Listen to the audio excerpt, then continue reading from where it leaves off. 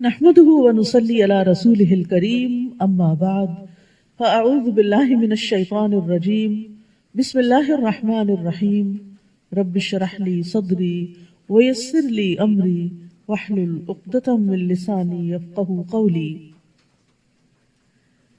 تمام مخلوق علم والوں کے لیے دعائیں کرتی ہے، بخشش کی دعائیں کرتی ہے۔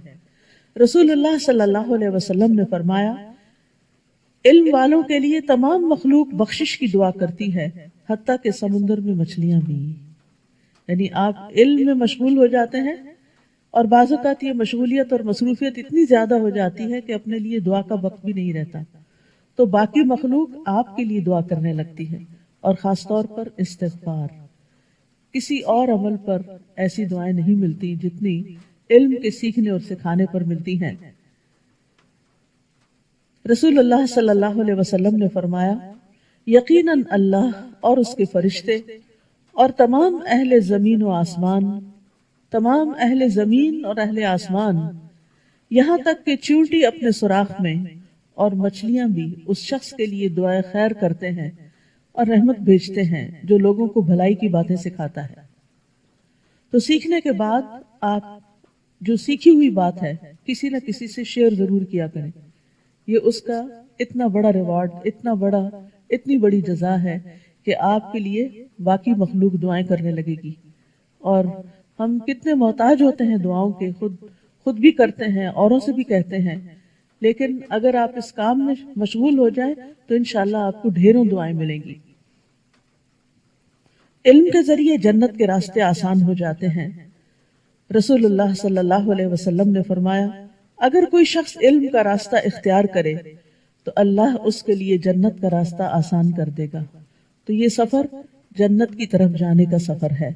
یہ سفر صرف کسی کلاس روم کے لیے نہیں یا کسی ایک مجلس کے لیے نہیں، اس میں نیت جنت کا حصول ہونی چاہیے۔ اور یہ وہ علم ہے جو صرف دنیا میں نہیں، آپ مرنے کے بعد بھی فائدہ دیتا ہے۔ رسول اللہ صلی اللہ علیہ وسلم نے فرمایا، جب انسان مر جاتا ہے تو اس کے تمام اعمال منقطع ہو جاتے ہیں، ختم ہو جاتے ہیں، سوائے 3 چیزوں کے۔ ان میں سے ایک صدقہ جاریہ، یا ایسا علم جو نفع مند ہو، یا نیک اولاد جو اس کے لیے دعا کرے۔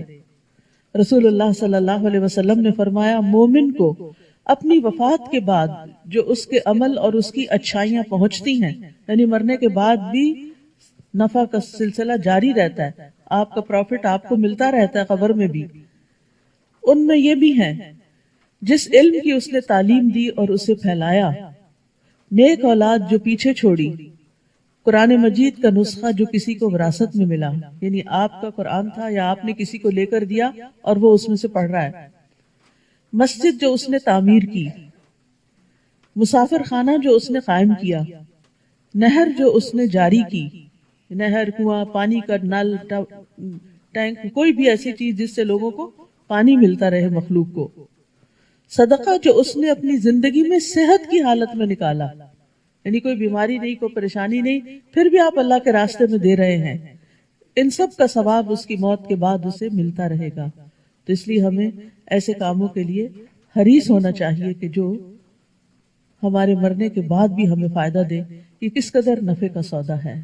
اللہ سبحانہ وتعالی ہمیں پوری خالص نیت کے ساتھ، شوق اور جذبے کے ساتھ اس علم کو حاصل کرنے اور پھر حاصل کرنے کے بعد بانٹنے کی توفیق عطا فرمائے۔ 7واں پارہ شروع کرتی ہوں اللہ کے نام سے جو بے انتہا مہربان، نہایت رحم فرمانے والا ہے۔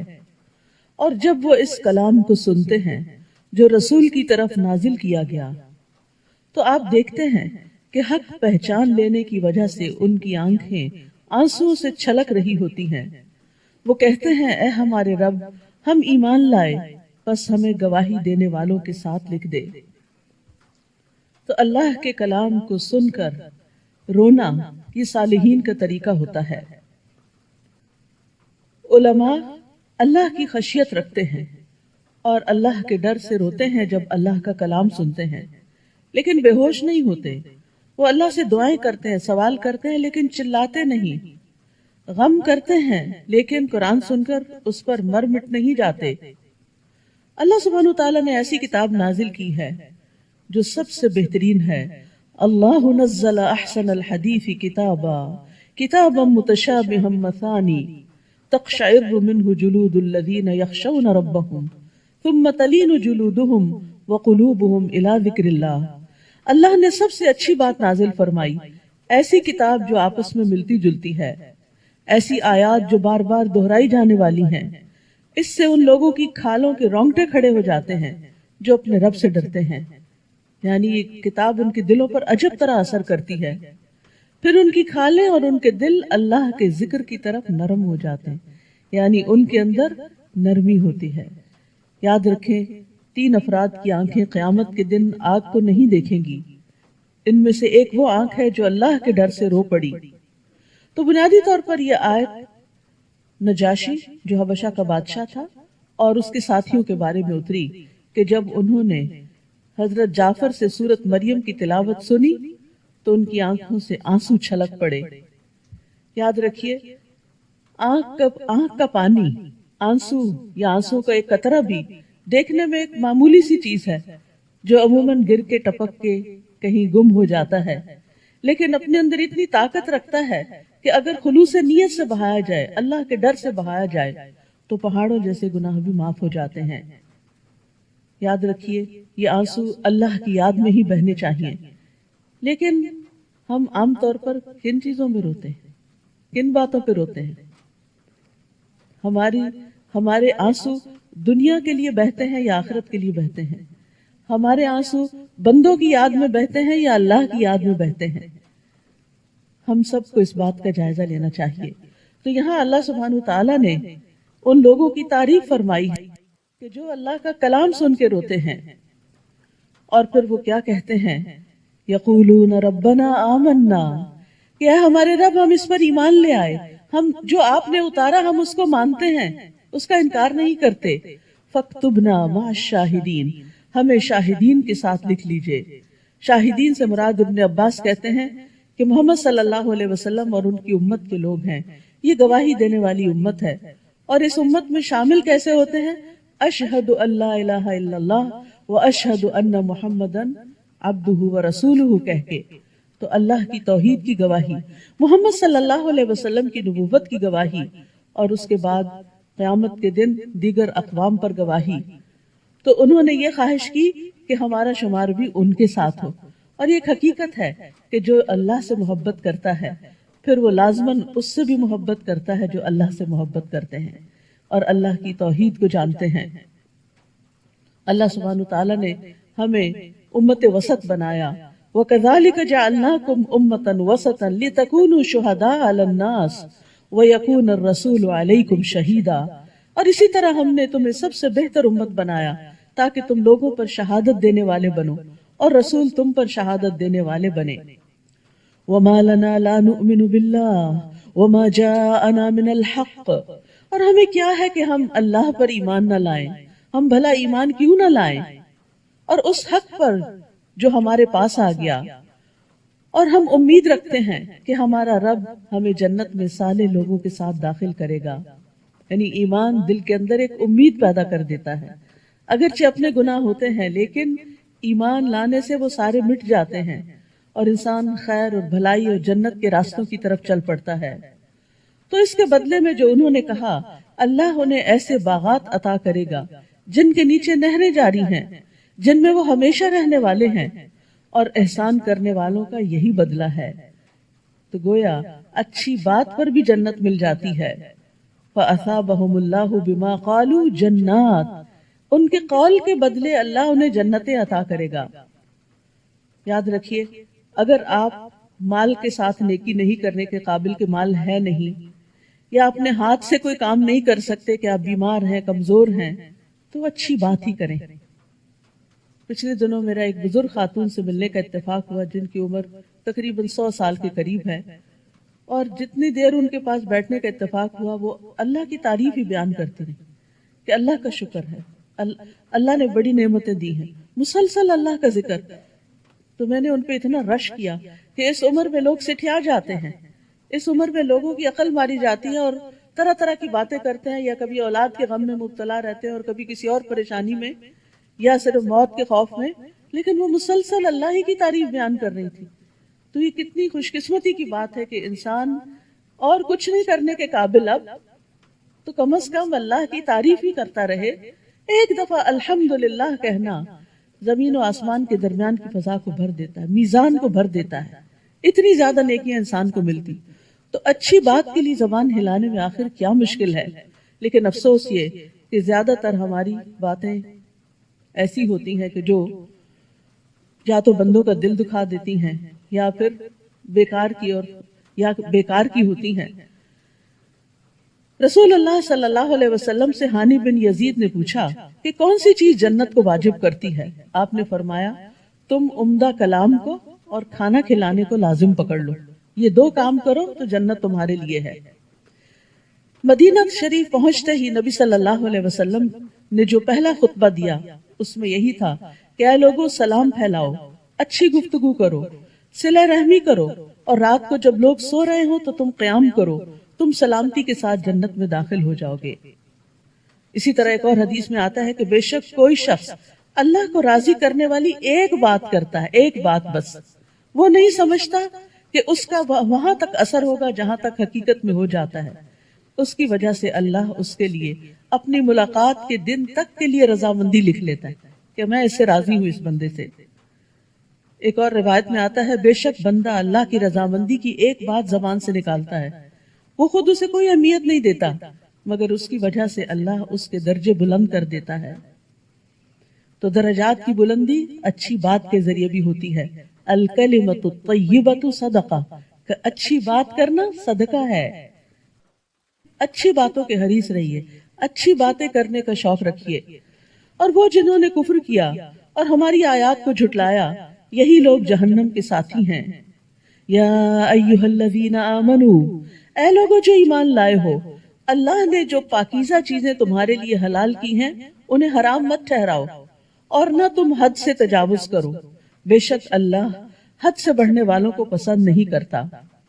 تو ایمان والوں کے لیے عمدہ چیزیں، پاک چیزیں، لذیذ چیزیں، صاف ستھری چیزیں جن کو نفس پسند کرتے ہیں، جن کی طرف دل مائل ہوتے ہیں، وہ حلال کی ہیں، ان کو حرام کرنے کی ممانعت کی ہے. عموماً بعض ادیان میں لوگوں کے اندر یہ تصور پایا جاتا ہے کہ جو عبادت گزار ہوں یا علماء ہوں وہ اپنے اوپر عورتوں کو یا لذیذ کھانوں اور مشروبات کو حرام قرار دے دیں. یہ زہد ہے، یہ تقویٰ ہے، اور اپنے آپ کو صرف عبادت خانوں میں قید کر لیں. لیکن یہاں مومنوں کو کیا بتایا گیا کہ نہیں، طیب ہوں، پاک ہوں، جائز ہوں، حلال ہوں، وہ تم پر حرام نہیں لیکن حدود کے اندر، اس میں بھی اسراف نہیں، زیادتی نہیں. تو جو چیزیں شریعت نے حلال کی ہیں ان کو خود سے کبھی بھی حرام نہیں کرنا چاہیے. نبی صلی اللہ علیہ وسلم کی غیر موجودگی میں کچھ لوگوں نے نبی صلی اللہ علیہ وسلم کی عبادت کے بارے میں پوچھا. جب بتایا گیا تو انہوں نے اس عمل کو کچھ کم سمجھا، کہا کہ آپ سے ہمارا کیا مقابلہ، آپ کے تو اگلے پچھلے سب گناہ معاف کر دیے گئے ہیں. تو ایک نے کہا میں تو ہمیشہ رات بھر نماز پڑھوں گا. دوسرے نے کہا میں تو ہمیشہ روزہ رکھوں گا، کبھی ناغہ نہیں کروں گا. تیسرے نے کہا میں تو عورتوں سے جدائی اختیار کر لوں گا، کبھی شادی نہیں کروں گا. نبی صلی اللہ علیہ وسلم تشریف لائے اور ان سے پوچھا کیا تم وہی لوگ ہو جنہوں نے یہ باتیں کہیں؟ اللہ کی قسم میں تم سب سے زیادہ اللہ سے ڈرنے والا ہوں اور میں تم میں سب سے زیادہ اللہ کا تقوی اختیار کرنے والا ہوں. میں روزہ بھی رکھتا ہوں اور افطار بھی کرتا ہوں، نماز بھی پڑھتا ہوں اور سوتا بھی ہوں، اور نکاح بھی کرتا ہوں. جس نے میری سنت سے بے رغبتی کی وہ مجھ سے نہیں. تو ہمارا دین ایک معتدل دین ہے جس میں دین اور دنیا کا بہترین امتزاج ہے کہ وہ نعمتیں جو دنیا میں اللہ نے اپنے بندوں کے لیے ان کو حدود کے اندر رہ کر اپنے لیے جائز سمجھتے ہیں، ان سے فائدہ اٹھاتے ہیں. اور کھاؤ اس میں سے جو اللہ نے حلال پاکیزہ رزق تمہیں دیا ہے، اور اللہ سے ڈرو وہ جس پر تم ایمان رکھتے ہو. یعنی ایمان کس بات کا تقاضا کرتا ہے؟ تقویٰ کا، خشیت کا. پھر فرمایا اللہ تمہاری قسموں میں سے لغو قسموں پر تمہارا مواخذہ نہیں کرے گا، لیکن وہ ان قسموں پر تمہارا مواخذہ ضرور کرے گا جو تم نے مضبوط باندھی. تو اس قسم توڑنے کا کفارہ 10 مسکینوں کو اوسط درجے کا کھانا کھلانا ہے جو تم اپنے گھر والوں کو کھلاتے ہو، یا انہیں کپڑے پہنانا ہے، یا ایک گردن کا آزاد کرنا ہے. تو جو کوئی یہ نہ پائے تو 3 دنوں کے روزے رکھنا ہے.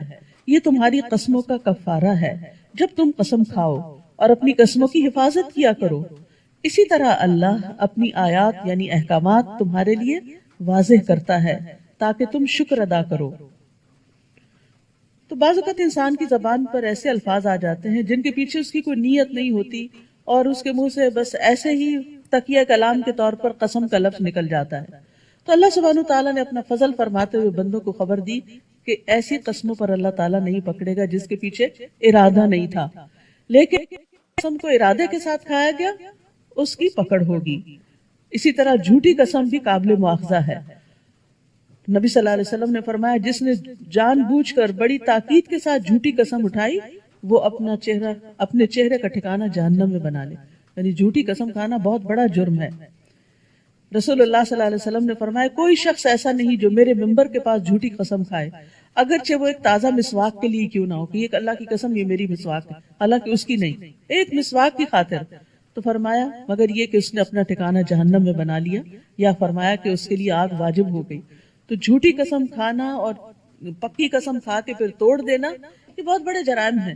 تو اگر کسی شخص نے قسم توڑ دی ہو تو اس شخص کو پھر کفارہ دینا چاہیے، جس کی تفصیل یہاں بیان۔ یا ایھا الذین آمنوا انما الخمر والمیسر والانصاب والازلام رجس من عمل الشیطان فاجتنبوه لعلکم تفلحون۔ اے لوگو جو ایمان لائے ہو، بے شک شراب اور جوا اور بت اور فال نکالنے کے تیر ناپاک ہیں، شیطانی عمل ہیں، یہ سب شیطانی کام ہے، پس تم اس سے بچو تاکہ تم فلاح پاؤ۔ تو کامیابی کے لیے ضروری ہے کہ ان چیزوں سے بچا جائے۔ نبی صلی اللہ علیہ وسلم نے فرمایا یقیناً اللہ تعالیٰ نے شراب کو حرام قرار دیا، تو جس شخص کو یہ آیت پہنچ جائے پاس شراب میں سے کچھ موجود ہو تو نہ پیے اور نہ فروخت کرے، بیچ بھی نہیں سکتے۔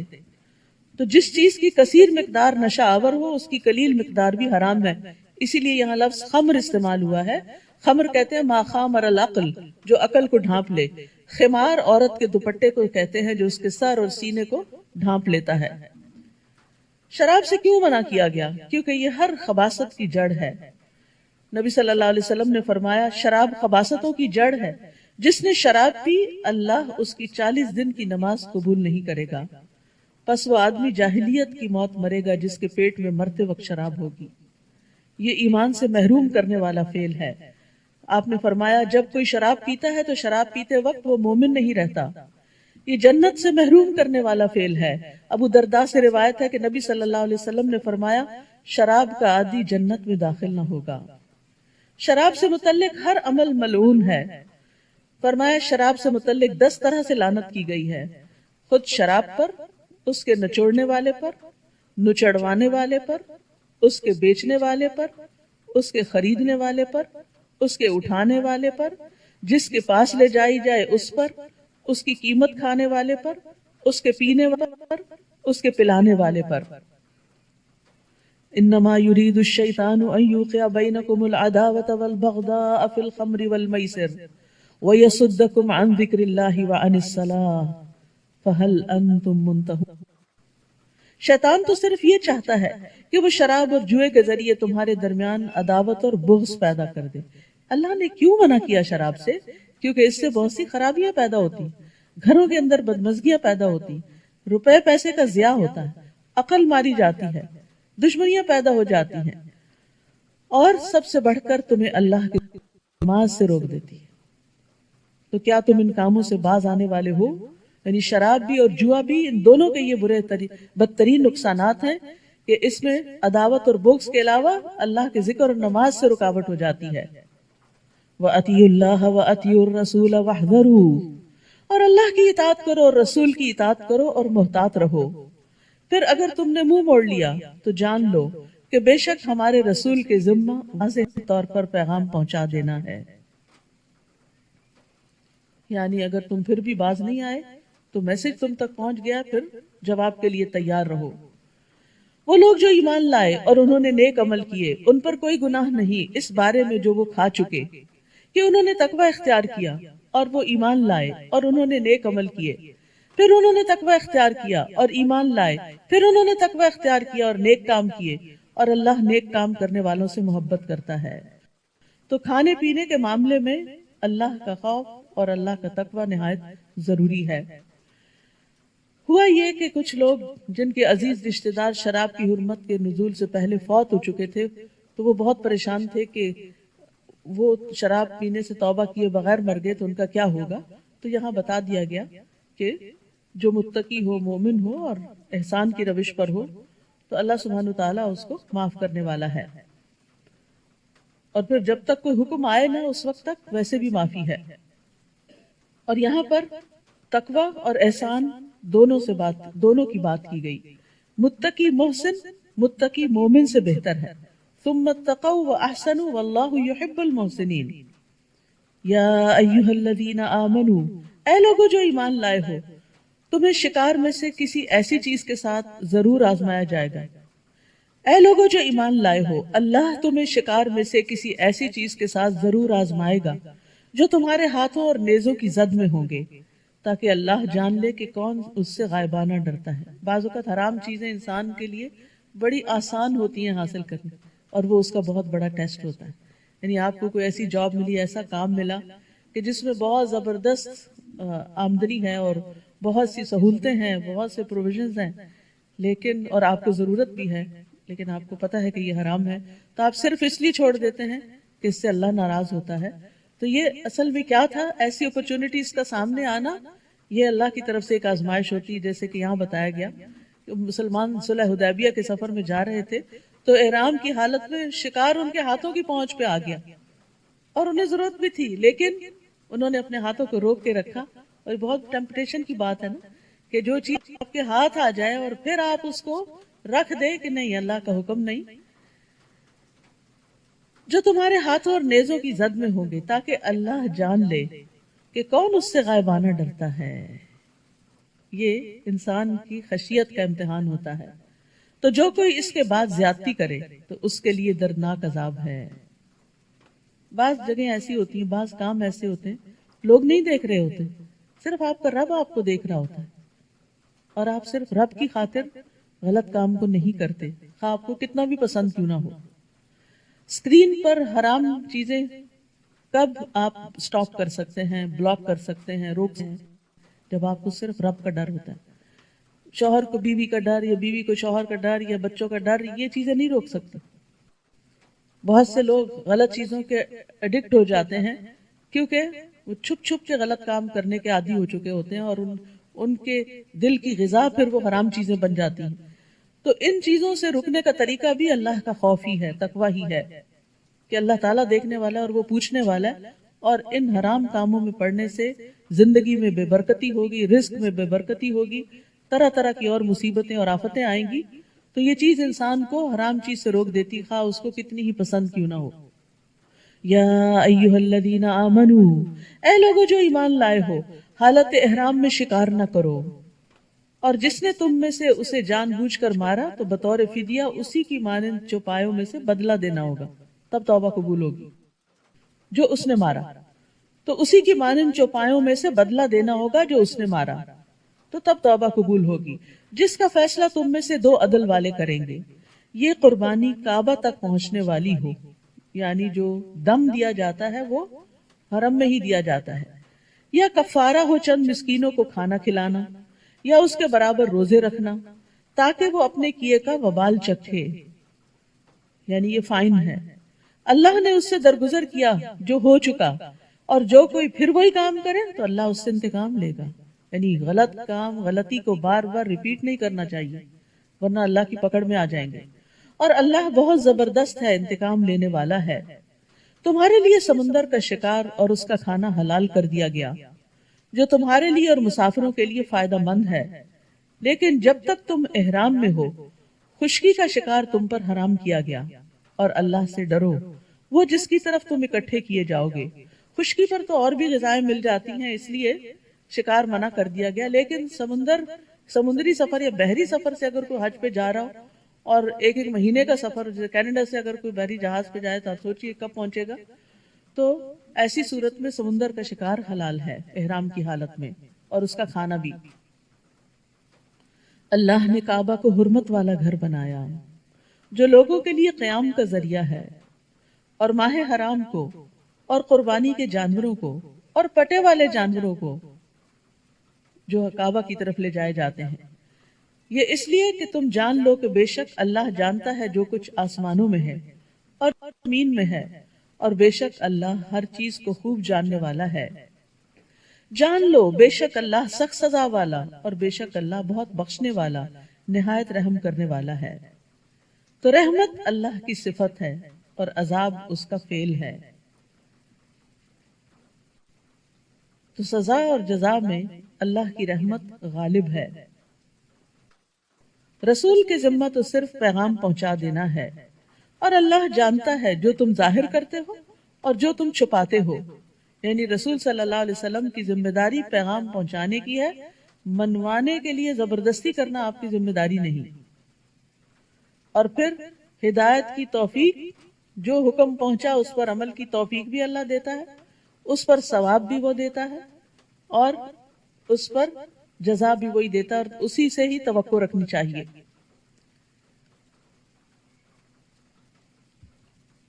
اور یہاں پر رسول کے بعد اللہ تعالیٰ کے پیغامات پہنچا دینے کی ذمہ داری کس پر ہے؟ امت محمد صلی اللہ علیہ وسلم پر ہے۔ اور اس کی دلیل کیا ہے؟ ابو بکر رضی اللہ عنہ کہتے ہیں کہ نبی صلی اللہ علیہ وسلم نے ہمیں قربانی کے دن خطبہ دیا اور فرمایا، بے شک تمہارے خون اور تمہارے مال تم پہ حرام ہیں، جیسے اس دن کی حرمت تمہارے اس دن، اس مہینے میں اور اس شہر میں ہے، تاکہ تم حتیٰ کہ تم اپنے رب سے جا ملو۔ خبردار، کیا میں نے حکم پہنچا دیا؟ لوگوں نے کہا جی ہاں، یعنی جو آپ نے حجۃ الوداع پہ خطبہ دیا تھا اس کے بارے میں پوچھ رہے کہ لوگوں میں نے تمہیں پیغام پہنچا دیا، اور پیغام صرف وہ خطبہ نہیں بلکہ دین کا سارا پیغام۔ آپ نے فرمایا، اے اللہ تو گواہ رہے، اے اللہ تو گواہ رہے۔ 3 دفعہ آپ نے انگلی اوپر اٹھائی اور فرمایا اللہم اشہد، اللہم اشہد، اللہم اشہد، اللہ تو گواہ رہنا، یہ سب گواہی دے رہے ہیں کہ میں نے اپنا فریضہ ادا کر دیا ہے۔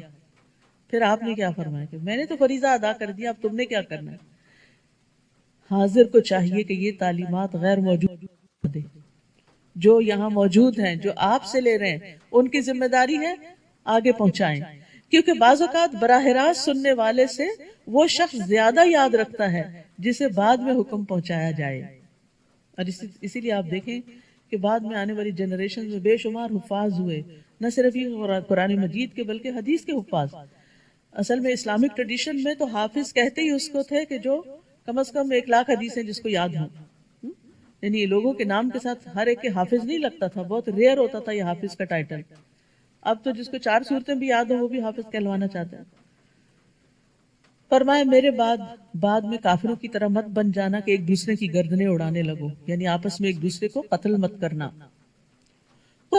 بالخبیث والطیب ولو اعجبک کثرت الخبیث، کہہ دیجئے ناپاک اور پاک برابر نہیں ہو سکتے، ایک جیسے نہیں ہوتے، ایکول نہیں، اگرچہ تمہیں ناپاک کی کثرت اچھی لگے۔ پس اللہ سے ڈرو اے عقل والو تاکہ تم فلاح پا جاؤ۔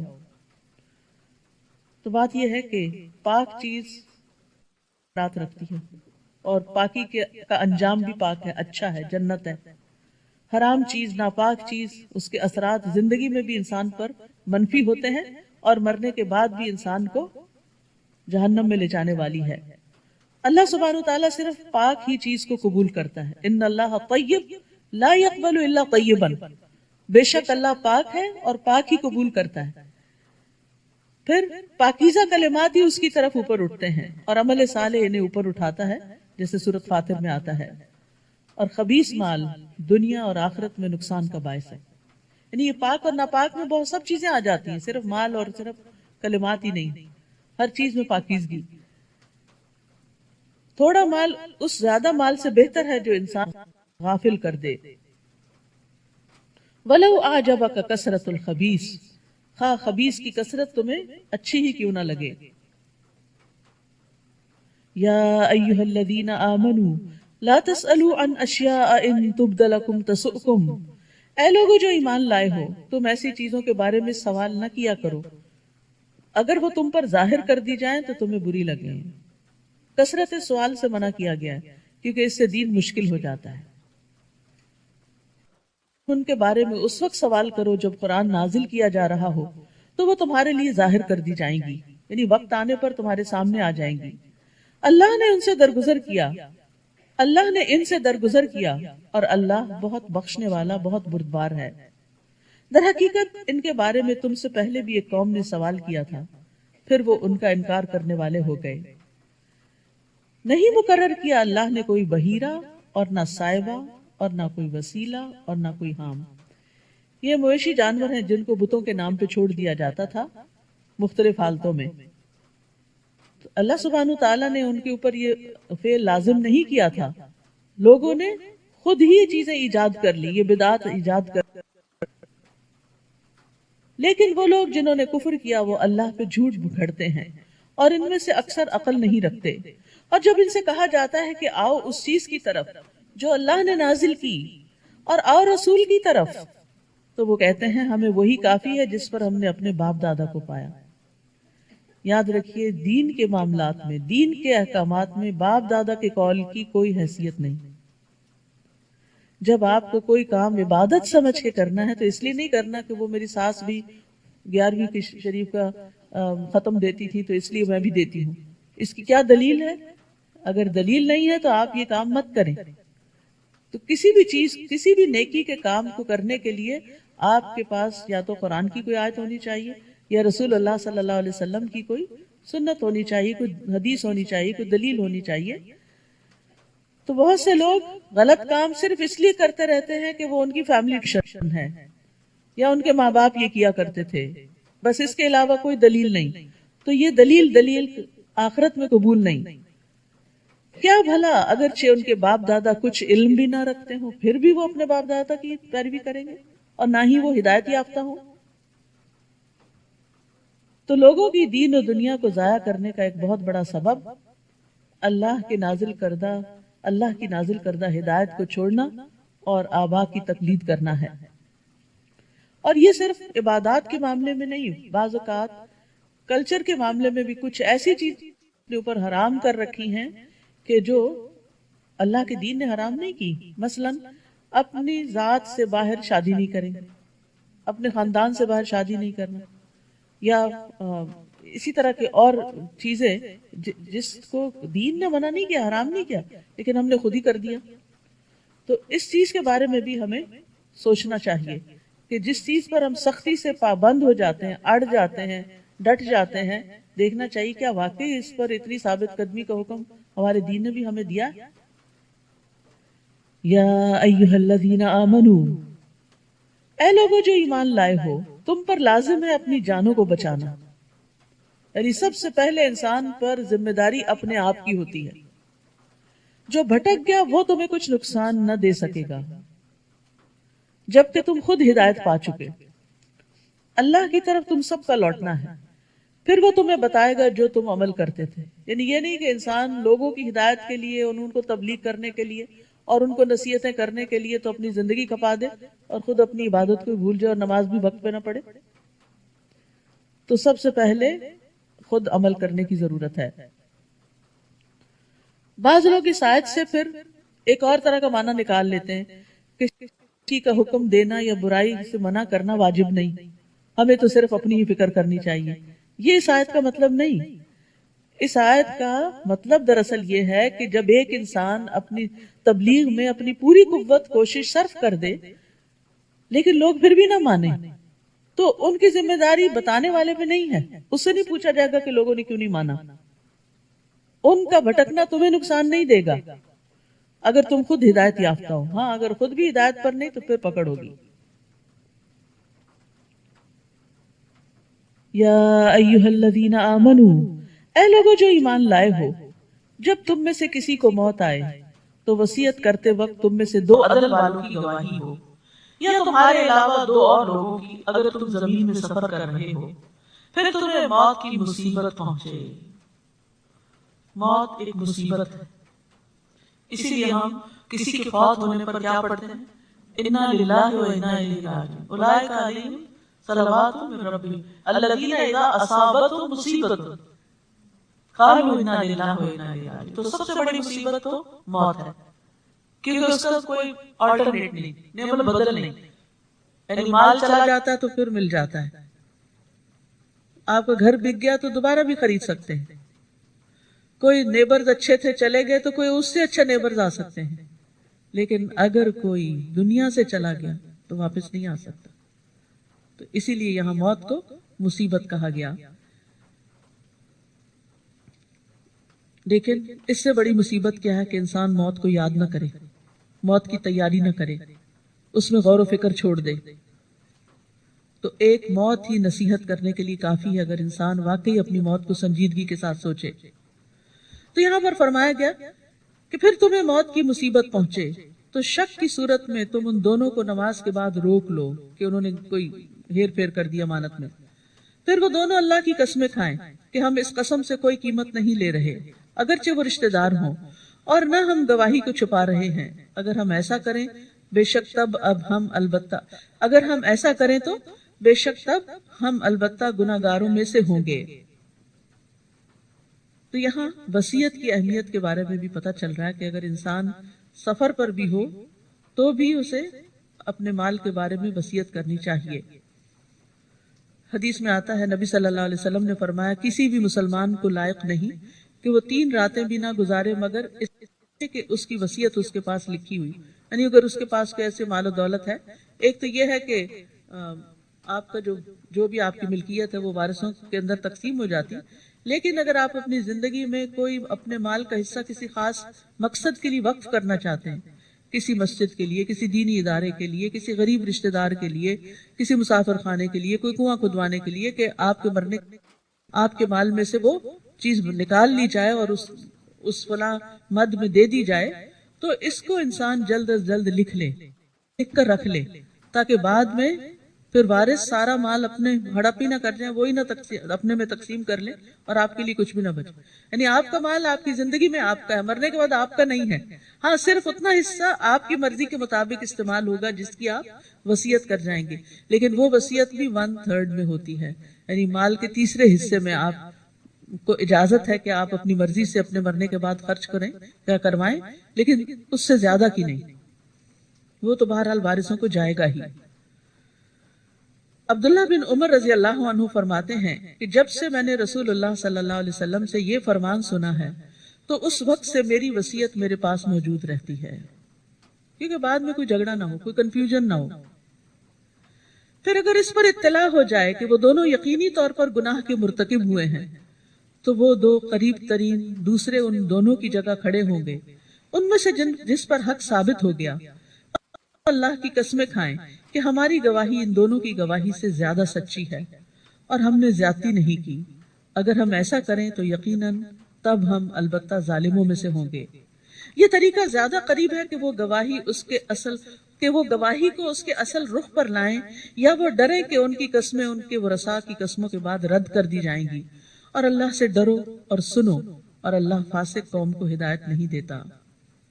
واتقوا اللہ واسمعوا، یعنی یہ تقوی کے ساتھ سننا وہ ہوتا ہے جس میں انسان عمل بھی کرتا ہے، اور اگر نہیں تو پھر ہدایت سے دور نافرمان ہے، اور نافرمان کو پھر ہدایت نہیں ملتی، نیکی کی توفیق نہیں ملتی. جس دن اللہ رسولوں کو جمع کرے گا پھر وہ پوچھے گا تم کیا جواب دیے گئے تھے؟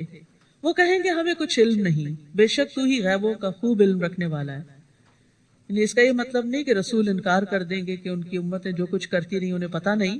یہ اصل میں اس دن کی ہیبت اور ہولناکی کی وجہ سے. یاد رکھیے آخرت کا دن بڑا سخت دن ہے کہ اس دن رسول بھی گھبرا جائیں گے جنہوں نے زندگی میں کبھی کوئی گناہ نہیں کیا. تو جس شخص کے دل میں اس دن کا ڈر آ جائے پھر اس کی زندگی میں تقویٰ آ جاتا ہے، پھر وہ برائیوں سے بچنے کی فکر کرتا ہے کہ میرا اس دن کیا بنے گا جب سبھی ساتھ چھوڑ جائیں گے، نہ مال کام آئے گا، نہ اولاد، نہ دوست، نہ رشتہ دار، نہ شہرت، نہ نام، کچھ بھی نہیں.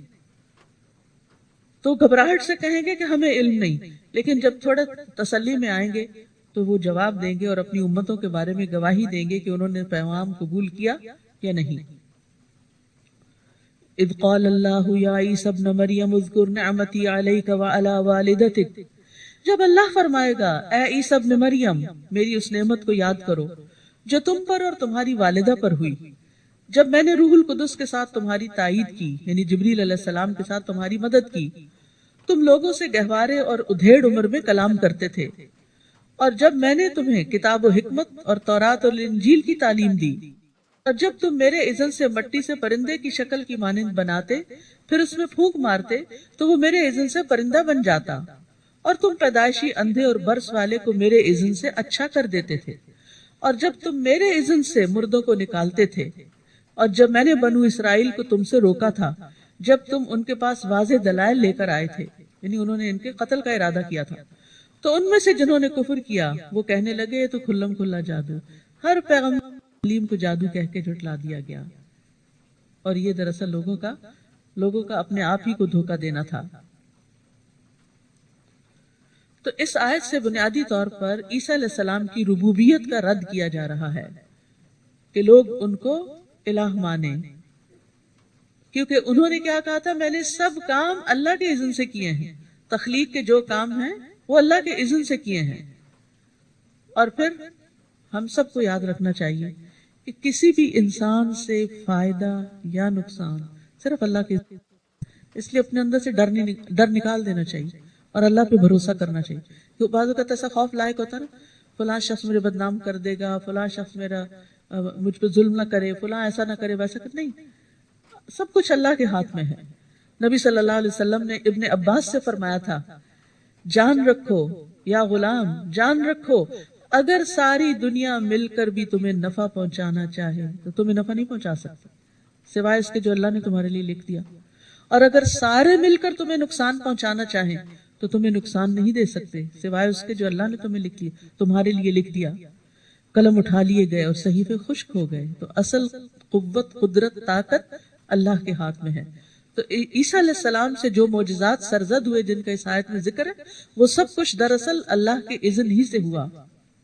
اور یاد کرو جب میں نے حواریوں کی طرف الہام کیا کہ اور میرے رسولوں پر، کہ مجھ پر اور میرے رسول پر ایمان لاؤ، اللہ نے ان کے دل میں ڈالا، انہوں نے کہا ہم ایمان لائے، قالوا آمنا واشہد باننا مسلمون، اور گواہ رہو کہ بے شک ہم مسلمان ہیں۔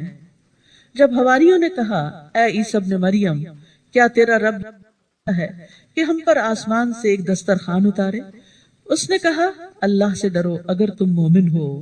انہوں نے کہا ہم چاہتے ہیں ہم اس میں سے کھائیں اور ہمارے دل مطمئن ہو جائیں۔ آپ دیکھیے عیسیٰ علیہ السلام کیسے کیسے معجزات نہیں دکھائے، اس کے بعد مزید کا مطالبہ ہے، اور ہم جان لیں کہ تم نے ہم سے سچ کہا تھا اور ہم اس پر گواہوں میں سے ہو جائیں۔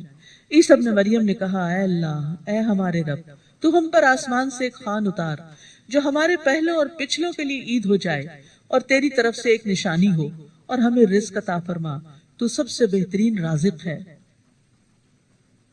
تو اللہ تعالیٰ سے رزق مانگنا بھی چاہیے، اور جو لوگ رزق کی پریشانی یا تنگی کا شکار ہوں وہ یہ دعا پڑھا کریں، اللہم ارزقنی وانت خیر الرازقین، اور پیچھے ایک پورا کارڈ تیار کیا گیا ہے، وہ رزق میں کشائش یا رزق میں فراخی کی دعاؤں پر مشتمل ہے، تو اس کو کثرت سے پڑھیں۔ یعنی جو لوگ بھی اس معاملے میں پریشان ہوتے ہیں کہ ان کے حالات تنگ ہیں یا کیا بنے گا ان کا، یا جاب نہیں ہے یا اور اسی طرح کے مسائل ہیں، تو یہاں پر عیسیٰ علیہ السلام بھی دعا مانگ رہے ہیں، وَارْزُقْنَا وَأَنْتَ خَيْرُ الرَّازِقِينَ، اور اللہ کو رازق ماننا اللہ کو بڑا پسند ہے کہ ہم اس کو رازق مانیں۔ ہم رزق لوگوں کے ہاتھ میں سمجھتے ہیں، اس کو خوش کر دیں تو ہمیں فلاں چیز مل جائے گی، اس کو خوش کر دیں تو وہاں سے یہ بینیفٹ حاصل ہو جائے گا، جبکہ رزق کی کنجیاں اللہ کے ہاتھ میں ہیں۔ قال اللہ انی منزلها علیکم، اللہ نے کہا بے شک میں اسے تم پر نازل کرنے والا ہوں، تو جو کوئی تم میں سے اس کے بعد کفر کرے گا تو میں ضرور اسے ایسا عذاب دوں گا جو میں نے جہان والوں میں سے کسی ایک کو نہ دیا ہوگا۔ اور جب اللہ کہے گا اے عیسیٰ ابن، کیا تم نے لوگوں سے کہا تھا کہ اللہ کو چھوڑ کر مجھے اور میری ماں دونوں کو الہ بنا لو؟ وہ کہے گا پاک ہے تو، پاک ہے تو، میرے لیے مناسب نہیں کہ میں وہ بات کہوں جس کا مجھے حق نہیں۔ اگر میں نے یہ کہا ہوتا تو یقیناً تو اسے جانتا ہوتا، تجھے پتا ہے میں نے نہیں کہا ایسا کچھ، تو جانتا ہے جو میرے نفس میں ہے، میں نہیں جانتا جو تیرے نفس میں ہے۔ یہ بات بھی اس لیے کہی جا رہی ہے کہ لوگوں کو پتہ چل جائے کہ عیسیٰ علیہ السلام کا الوہیت میں، الہ ہونے میں کوئی حصہ نہیں، بے شک تو ہی غیبوں کا خوب علم رکھنے والا ہے۔ تو یہاں پر آپ دیکھیے عیسیٰ علیہ السلام کا ایک خوبصورت انداز کے جواب دینے سے پہلے تسبیح کی، سبحانک۔ تو یہ بھی ایک اچھا انداز ہوتا ہے، بعض اوقات آپ کوئی دین کی بات بیان کر رہے ہوتے ہیں تو بیچ بیچ میں اپنے لیکچر کے دوران، اپنے گفتگو کے دوران آپ بار بار سبحان اللہ کا لفظ کہیں، یعنی کہنے والا، بیان کرنے والا بھی اور سننے والے بھی، جہاں کوئی بات دل کو لگے اللہ کی، وہاں سبحان اللہ پڑھیں کہ باقی اللہ کے لیے، سب تعریف اللہ ہی کے لیے ہے۔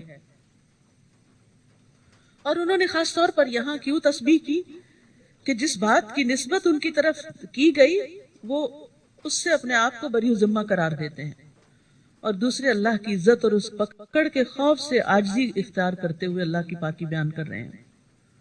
تو بندے کے ایمان کی علامت ہوتی ہے کہ وہ اللہ سبحانہ وتعالیٰ کے ساتھ مخاطب ہوتے ہوئے ادب اختیار کرتا ہے۔ اللہ سبحانہ وتعالیٰ سے ایسے باتیں نہیں کرنی چاہیے جیسے ہم آپس میں ایک دوسرے سے کر رہے ہوتے ہیں یا کسی بچے سے کر رہے ہوتے ہیں کہ نہیں میں تو اللہ تعالیٰ سے بہت فرینک ہوں، میں تو ہر طرح سے بات کر لیں۔ نہیں، ہر طرح کی بات کر لیں، لیکن ادب اور احترام کے ساتھ۔ اللہ بہت بڑا ہے۔ میں نے انہیں بس وہی کہا تھا جس کا تو نے مجھے حکم دیا کہ اللہ کی عبادت کرو جو میرا رب ہے اور تمہارا رب ہے، اور میں ان پر گواہ رہا جب تک میں پھر جب تو نے مجھے پورا لے لیا تو تو ہی ان پر نگران تھا، اور تو ہر چیز پر خوب گواہ ہے۔ یعنی اللہ سبحانہ وتعالی ہمیشہ اس پر پوری طرح نگران ہے۔ وہ خود بھی نگران ہے اور فرشتوں کے ذریعے بھی بندوں کی نگرانی کرواتا ہے۔ کرام کاتبین دائیں بائیں بیٹھے ہوئے ہیں جو بندے کے ساتھ ہیں، چاہے وہ اکیلا ہو، چاہے وہ سب کے ساتھ، دن ہو رات ہو، کوئی جنگل ہو صحرا ہو، وہ نہیں ساتھ چھوڑتے۔ ان تعذبهم فانهم عبادك وان تغفر لهم فانك انت العزیز الحکیم۔ اگر تو انہیں عذاب دے تو بے شک وہ تیرے بندے ہیں، اور اگر تو انہیں بخش دے تو بے شک تو بہت زبردست، بہت حکمت ہے۔ سبحان اللہ، کس طرح انتہائی ادب کے ساتھ اللہ سے گزارش کر رہے ہیں۔ قال اللہ ھذا یوم ینفع الصادقین صدقہم۔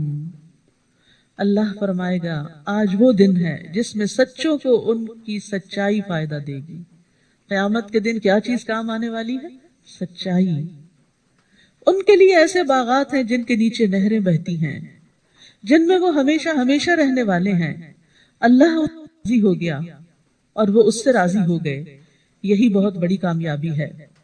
عبداللہ بن مسعود رضی اللہ عنہ سے روایت ہے کہ رسول اللہ صلی اللہ علیہ وسلم نے فرمایا، بے شک سچائی نیکی کا رستہ دکھاتی ہے، سچائی نیکی کا رستہ دکھاتی ہے، اور نیکی جنت کی طرف لے جاتی ہے، اور آدمی سچ بولتا رہتا ہے یہاں تک کہ وہ صدیق کا مرتبہ حاصل کر لیتا ہے، اور جھوٹ برائی کا رستہ دکھاتا ہے، اور برائی آگ کی طرف لے جاتی ہے، اور آدمی جھوٹ بولتا رہتا ہے یہاں تک کہ وہ اللہ کے ہاں جھوٹا لکھ دیا جاتا ہے، کذاب لکھ دیا جاتا ہے۔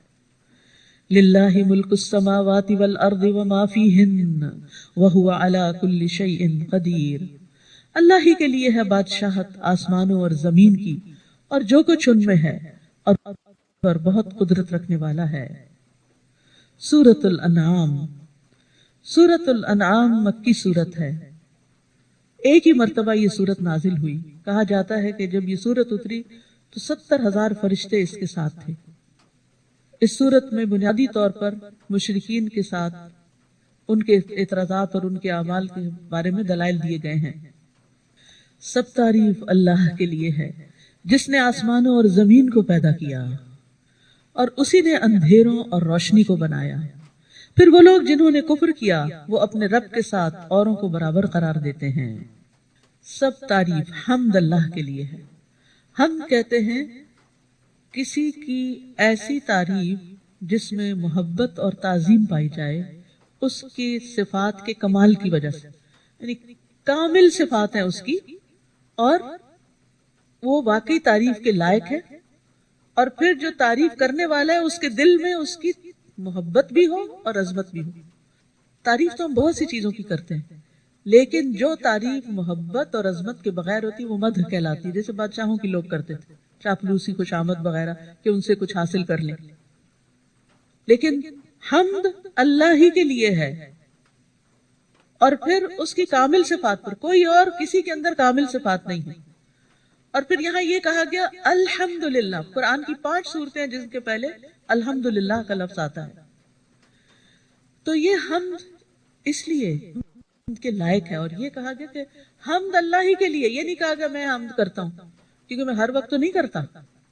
لیکن جب یہ کہہ دیا جائے حمد اللہ ہی کے لیے ہے, تو پھر اس میں سے زمانہ نکل جاتا ہے ہمیشہ, ماضی میں بھی, حال میں بھی, مستقبل میں بھی, اور وہ اس کے لائق بھی ہے. تو سب تعریف اللہ ہی کے لیے ہے جس نے آسمان زمین کو پیدا کیا. یعنی کس بنا پر کہ اس کے اتنے بڑے بڑے کمالات ہیں, صفات کمال کی وجہ سے حمد ہے.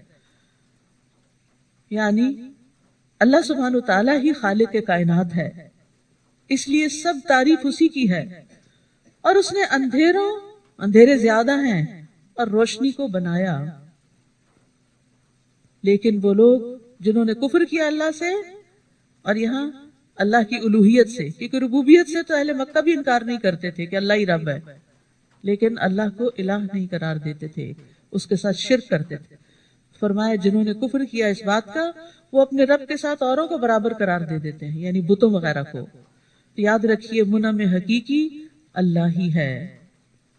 رسول اللہ صلی اللہ علیہ وسلم کی دعوت کیا تھی؟ آپ نے فرمایا میں اس اللہ کی طرف دعوت دیتا ہوں جو اکیلا ہے. وہ اللہ کہ جب تم پر کوئی مصیبت آتی ہے اور تم اسے پکارتے ہو تو وہ تمہاری مصیبت کو دور کرتا ہے.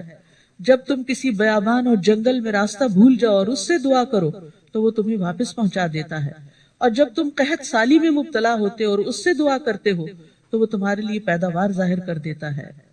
تو یاد رکھیے حمد اور شکر اللہ ہی کے لیے ہے جو اکیلا رب ہے, مالک ہے, الہ ہے, عبادت کے لائق ہے.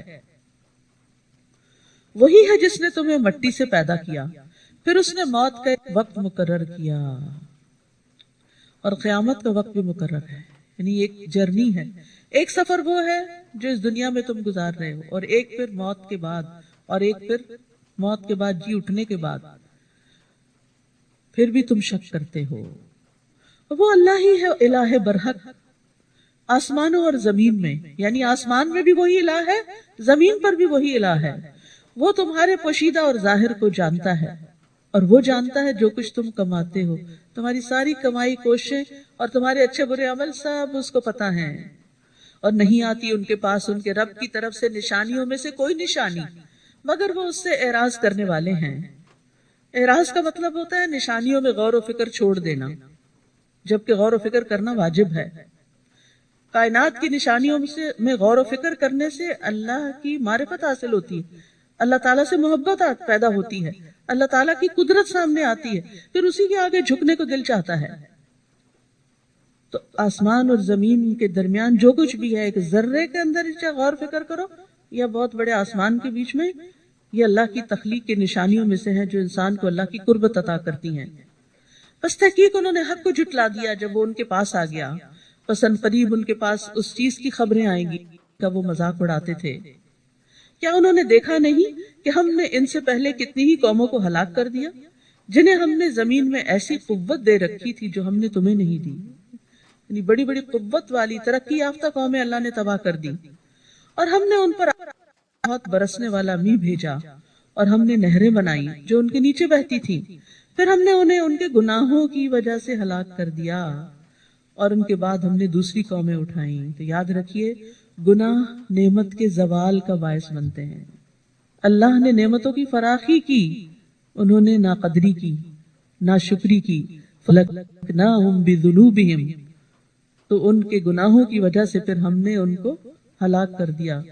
نعمتیں ختم ہو گئیں اور ان کی جگہ اور لوگ دنیا میں آ گئے. تو یاد رکھیے ہر مصیبت گناہ کی وجہ سے ہی آتی ہے, اور صرف توبہ سے ہی اس کو دور کیا جا سکتا ہے. یہ بات اگر انسان یاد رکھے تو بہت سے مسائل سے چھٹکارا پا لے. تو گناہوں کی کثرت پر پھر عذاب آ جایا کرتا ہے. رسول اللہ صلی اللہ علیہ وسلم نے فرمایا چھوٹے گناہوں سے بھی اپنے آپ کو بچاؤ, کیونکہ بعض اوقات بہت سے چھوٹے گناہ بھی اکٹھے ہو کر انسان کو ہلاک کر دیتے ہیں. تو اس میں سب سیکھنے کی بات یہ ہے کہ جب کوئی مصیبت آئے تو انسان غور و فکر کرے کہ آئی کیوں, میں کیا غلط کرتا تھا. تو اس غلطی کو سوچ کر پھر توبہ کی جائے, اس کا کفارہ ادا کیا جائے, صدقہ خیرات کیا جائے, تاکہ وہ مصیبت ٹل جائے. اور اگر ہم آپ پر کاغذ میں لکھی ہوئی ایک کتاب نازل کرتے جس کا وہ مطالبہ کر رہے تھے، پھر وہ اسے اپنے ہاتھوں سے چھو بھی لیتے، ٹچ کر لیتے، صرف دیکھتے نہیں چھوتے بھی، تب بھی جن لوگوں نے کفر کیا وہ ضرور کہتے یہ تو کھلا جادو ہے، اور انہوں نے کہا کہ اس پر کوئی فرشتہ کیوں نہیں اتارا گیا، اور اگر ہم کوئی فرشتہ اتار دیتے تو معاملے کا فیصلہ ہی کر دیا جاتا، پھر وہ مہلت نہ دیے جاتے، اور اگر ہم اس رسول کو ایک فرشتہ بناتے تو ہم اسے لازماً ایک آدمی ہی بناتے، اور ہم ان پر اس معاملے کو مشتبہ کر دیتے جس میں وہ اب شبہ کر رہے ہیں۔ اہل مکہ کہتے تھے کہ انسان کیوں پیغمبر ہے، وہ تو ہم جیسا ہی ہے، کوئی فرشتہ ہونا چاہیے۔ تو اللہ تعالیٰ نے فرمایا اگر فرشتہ اصلی شکل میں آئے تو تمہیں نظر ہی نہ آئے تو پھر کیا فالو کرو گے اس کو، اور اگر انسانی شکل میں آئے تو پھر وہ انسان ہی ہوگا، تو کیا فائدہ ایسا مطالبہ کرنے کا۔ اور یقیناً آپ سے پہلے کئی رسولوں کا مذاق اڑایا گیا، تو ان میں سے جن لوگوں نے مذاق اڑایا انہیں اسی عذاب نے گھیر لیا جس کا وہ مذاق اڑایا کرتے تھے۔ تو جب دین کی وجہ سے، آپ کے حجاب کی وجہ سے، یا آپ کی کسی نماز کی وجہ سے، یا اور کسی خیر دین کی تبلیغ کے کام کی وجہ سے آپ کا اگر مذاق اڑایا جائے تو غم نہ کیا کریں، اس کام کو چھوڑ نہ دیا کریں، کیونکہ پیغمبروں کا بھی مذاق اڑایا گیا جو اللہ کے محبوب ترین ہستیاں تھیں۔ غم نہ کریں کیونکہ آخرت عاقبت انجام تقوی والوں ہی کے لیے ہے۔ بعض اوقات یہ مذاق گھر سے باہر ہوتا ہے اور بعض اوقات گھر کے اندر بھی ہوتا ہے۔ کہہ دیجئے چل، کیونکہ بعض اوقات گھر میں کہتے اب تو تم روز ہی قرآن پڑھنے چل پڑی، اور روز ہی، اور اب تو تم ملانی بن جاؤ گی، اور اب فلاں بن جاؤ گی۔ تو ایسی صورت میں انسان سوچتا ہے کہ یہ روز سے مجھ سے باتیں نہیں سنی جاتی، بہتر ہے میں چھوڑ ہی دوں۔ نہیں، چھوڑنا نہیں ہے نیکی کے کام کو۔ بہت دفعہ ایسا ہوتا ہے کہ سمجھی کی بنا پر آج آپ کا مذاق کرتے ہیں لیکن کل وہی آپ کے انتہائی قدردان بھی ہو جاتے ہیں۔ تو یہ اللہ کی طرف سے ایک امتحان ہوتا ہے نا کہ کون شخص کتنا سچا ہے، کتنا مخلص ہے اپنے اس نیکی کے کام میں جو واقعی وہ کہہ رہا ہے کہ میں اللہ کے لیے کر رہا ہوں۔ اللہ کے لیے کیا جاتا ہے، وہ بندوں کی باتیں بنانے پہ چھوڑ نہیں دیا جاتا، یہ ہماری نیت ہی کا ٹیسٹ ہوتا ہے۔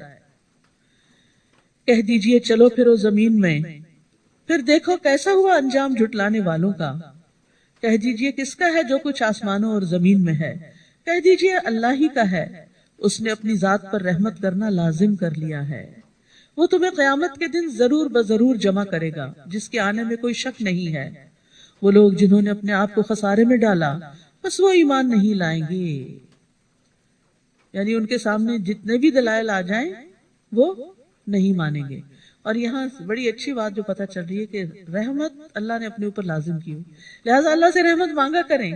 اللہم انی اسألک من فضلک ورحمتک فإنہ لا یملکھا الا انت۔ اے اللہ میں تجھ سے تیرے فضل اور تیری رحمت کا سوال کرتا ہوں کیونکہ بے شک تیرے سوا کوئی اس کا مالک نہیں، اور اسی کے لیے ہے جو آسمانوں اور زمین میں ٹھہرا ہوا ہے، اور وہ خوب سننے والا خوب جاننے والا ہے۔ یعنی یہاں خاص طور پر سکون کا ذکر کیا گیا ہے، جو ٹھہرا ہوا ہے۔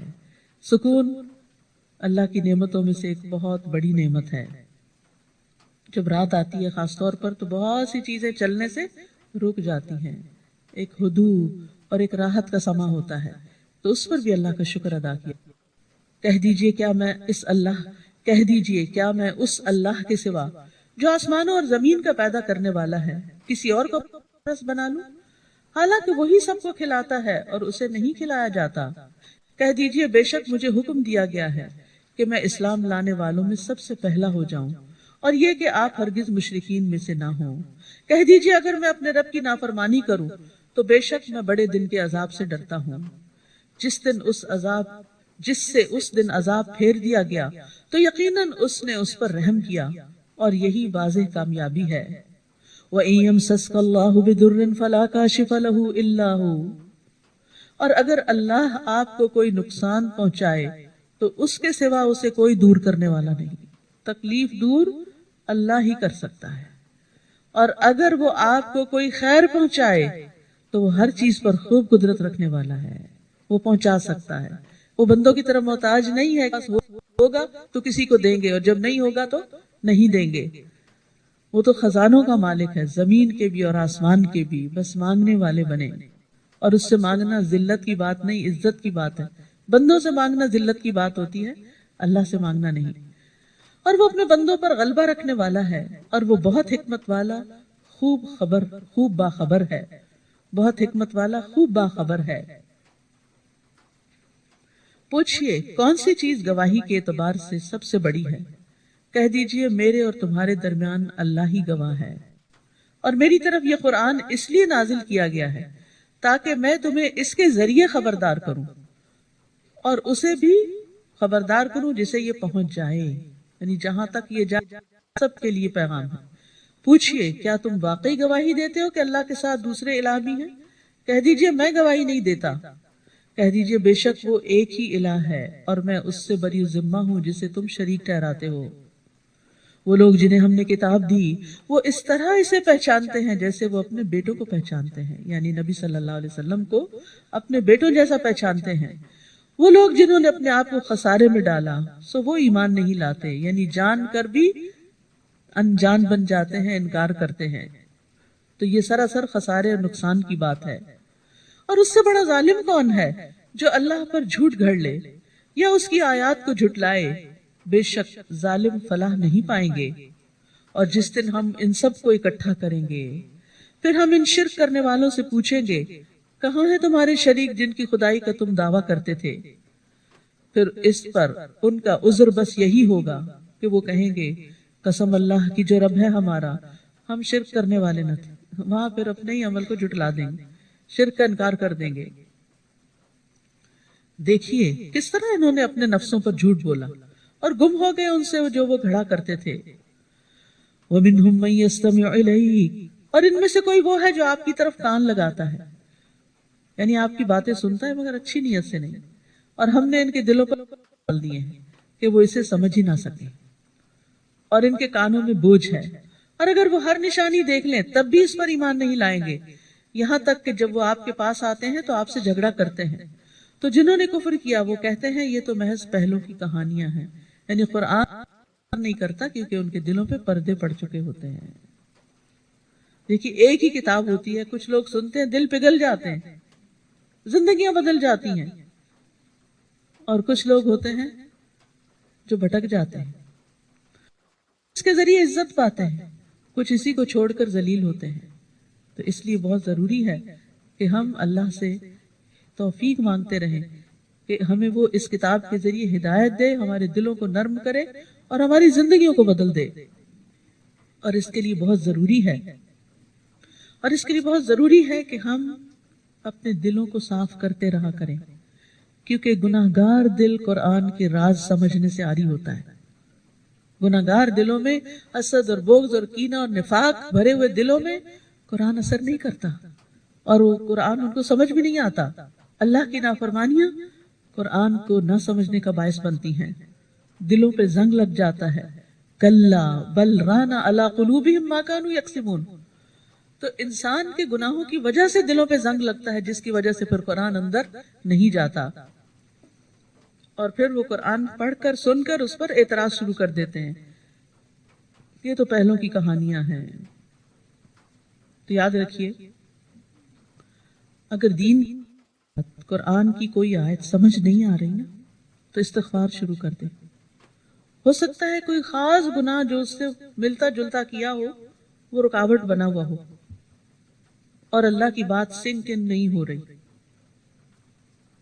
امام ابن تیمیہ کے بارے میں آتا ہے کہ جب انہیں قرآن کی کوئی بات کوئی آیت سمجھ نہیں آتی تھی تو 100 تفاسیر دیکھا کرتے تھے، اور بعض اوقات پھر بھی سمجھ نہیں آتی تھی، پوری طرح شرح صدر نہیں ہوتا تھا، تو اس بیٹھ کے صرف استغفار پڑھتے رہتے تھے۔ تو اگر ہمیں قرآن سمجھ نہ آئے تو اس راہ میں بھی گناہ حائل ہوتے ہیں۔ اللہ تعالیٰ سے دعا کرنی چاہیے کہ وہ ہمارے سمجھ اور فہم اور فقہ میں اضافہ فرمائے۔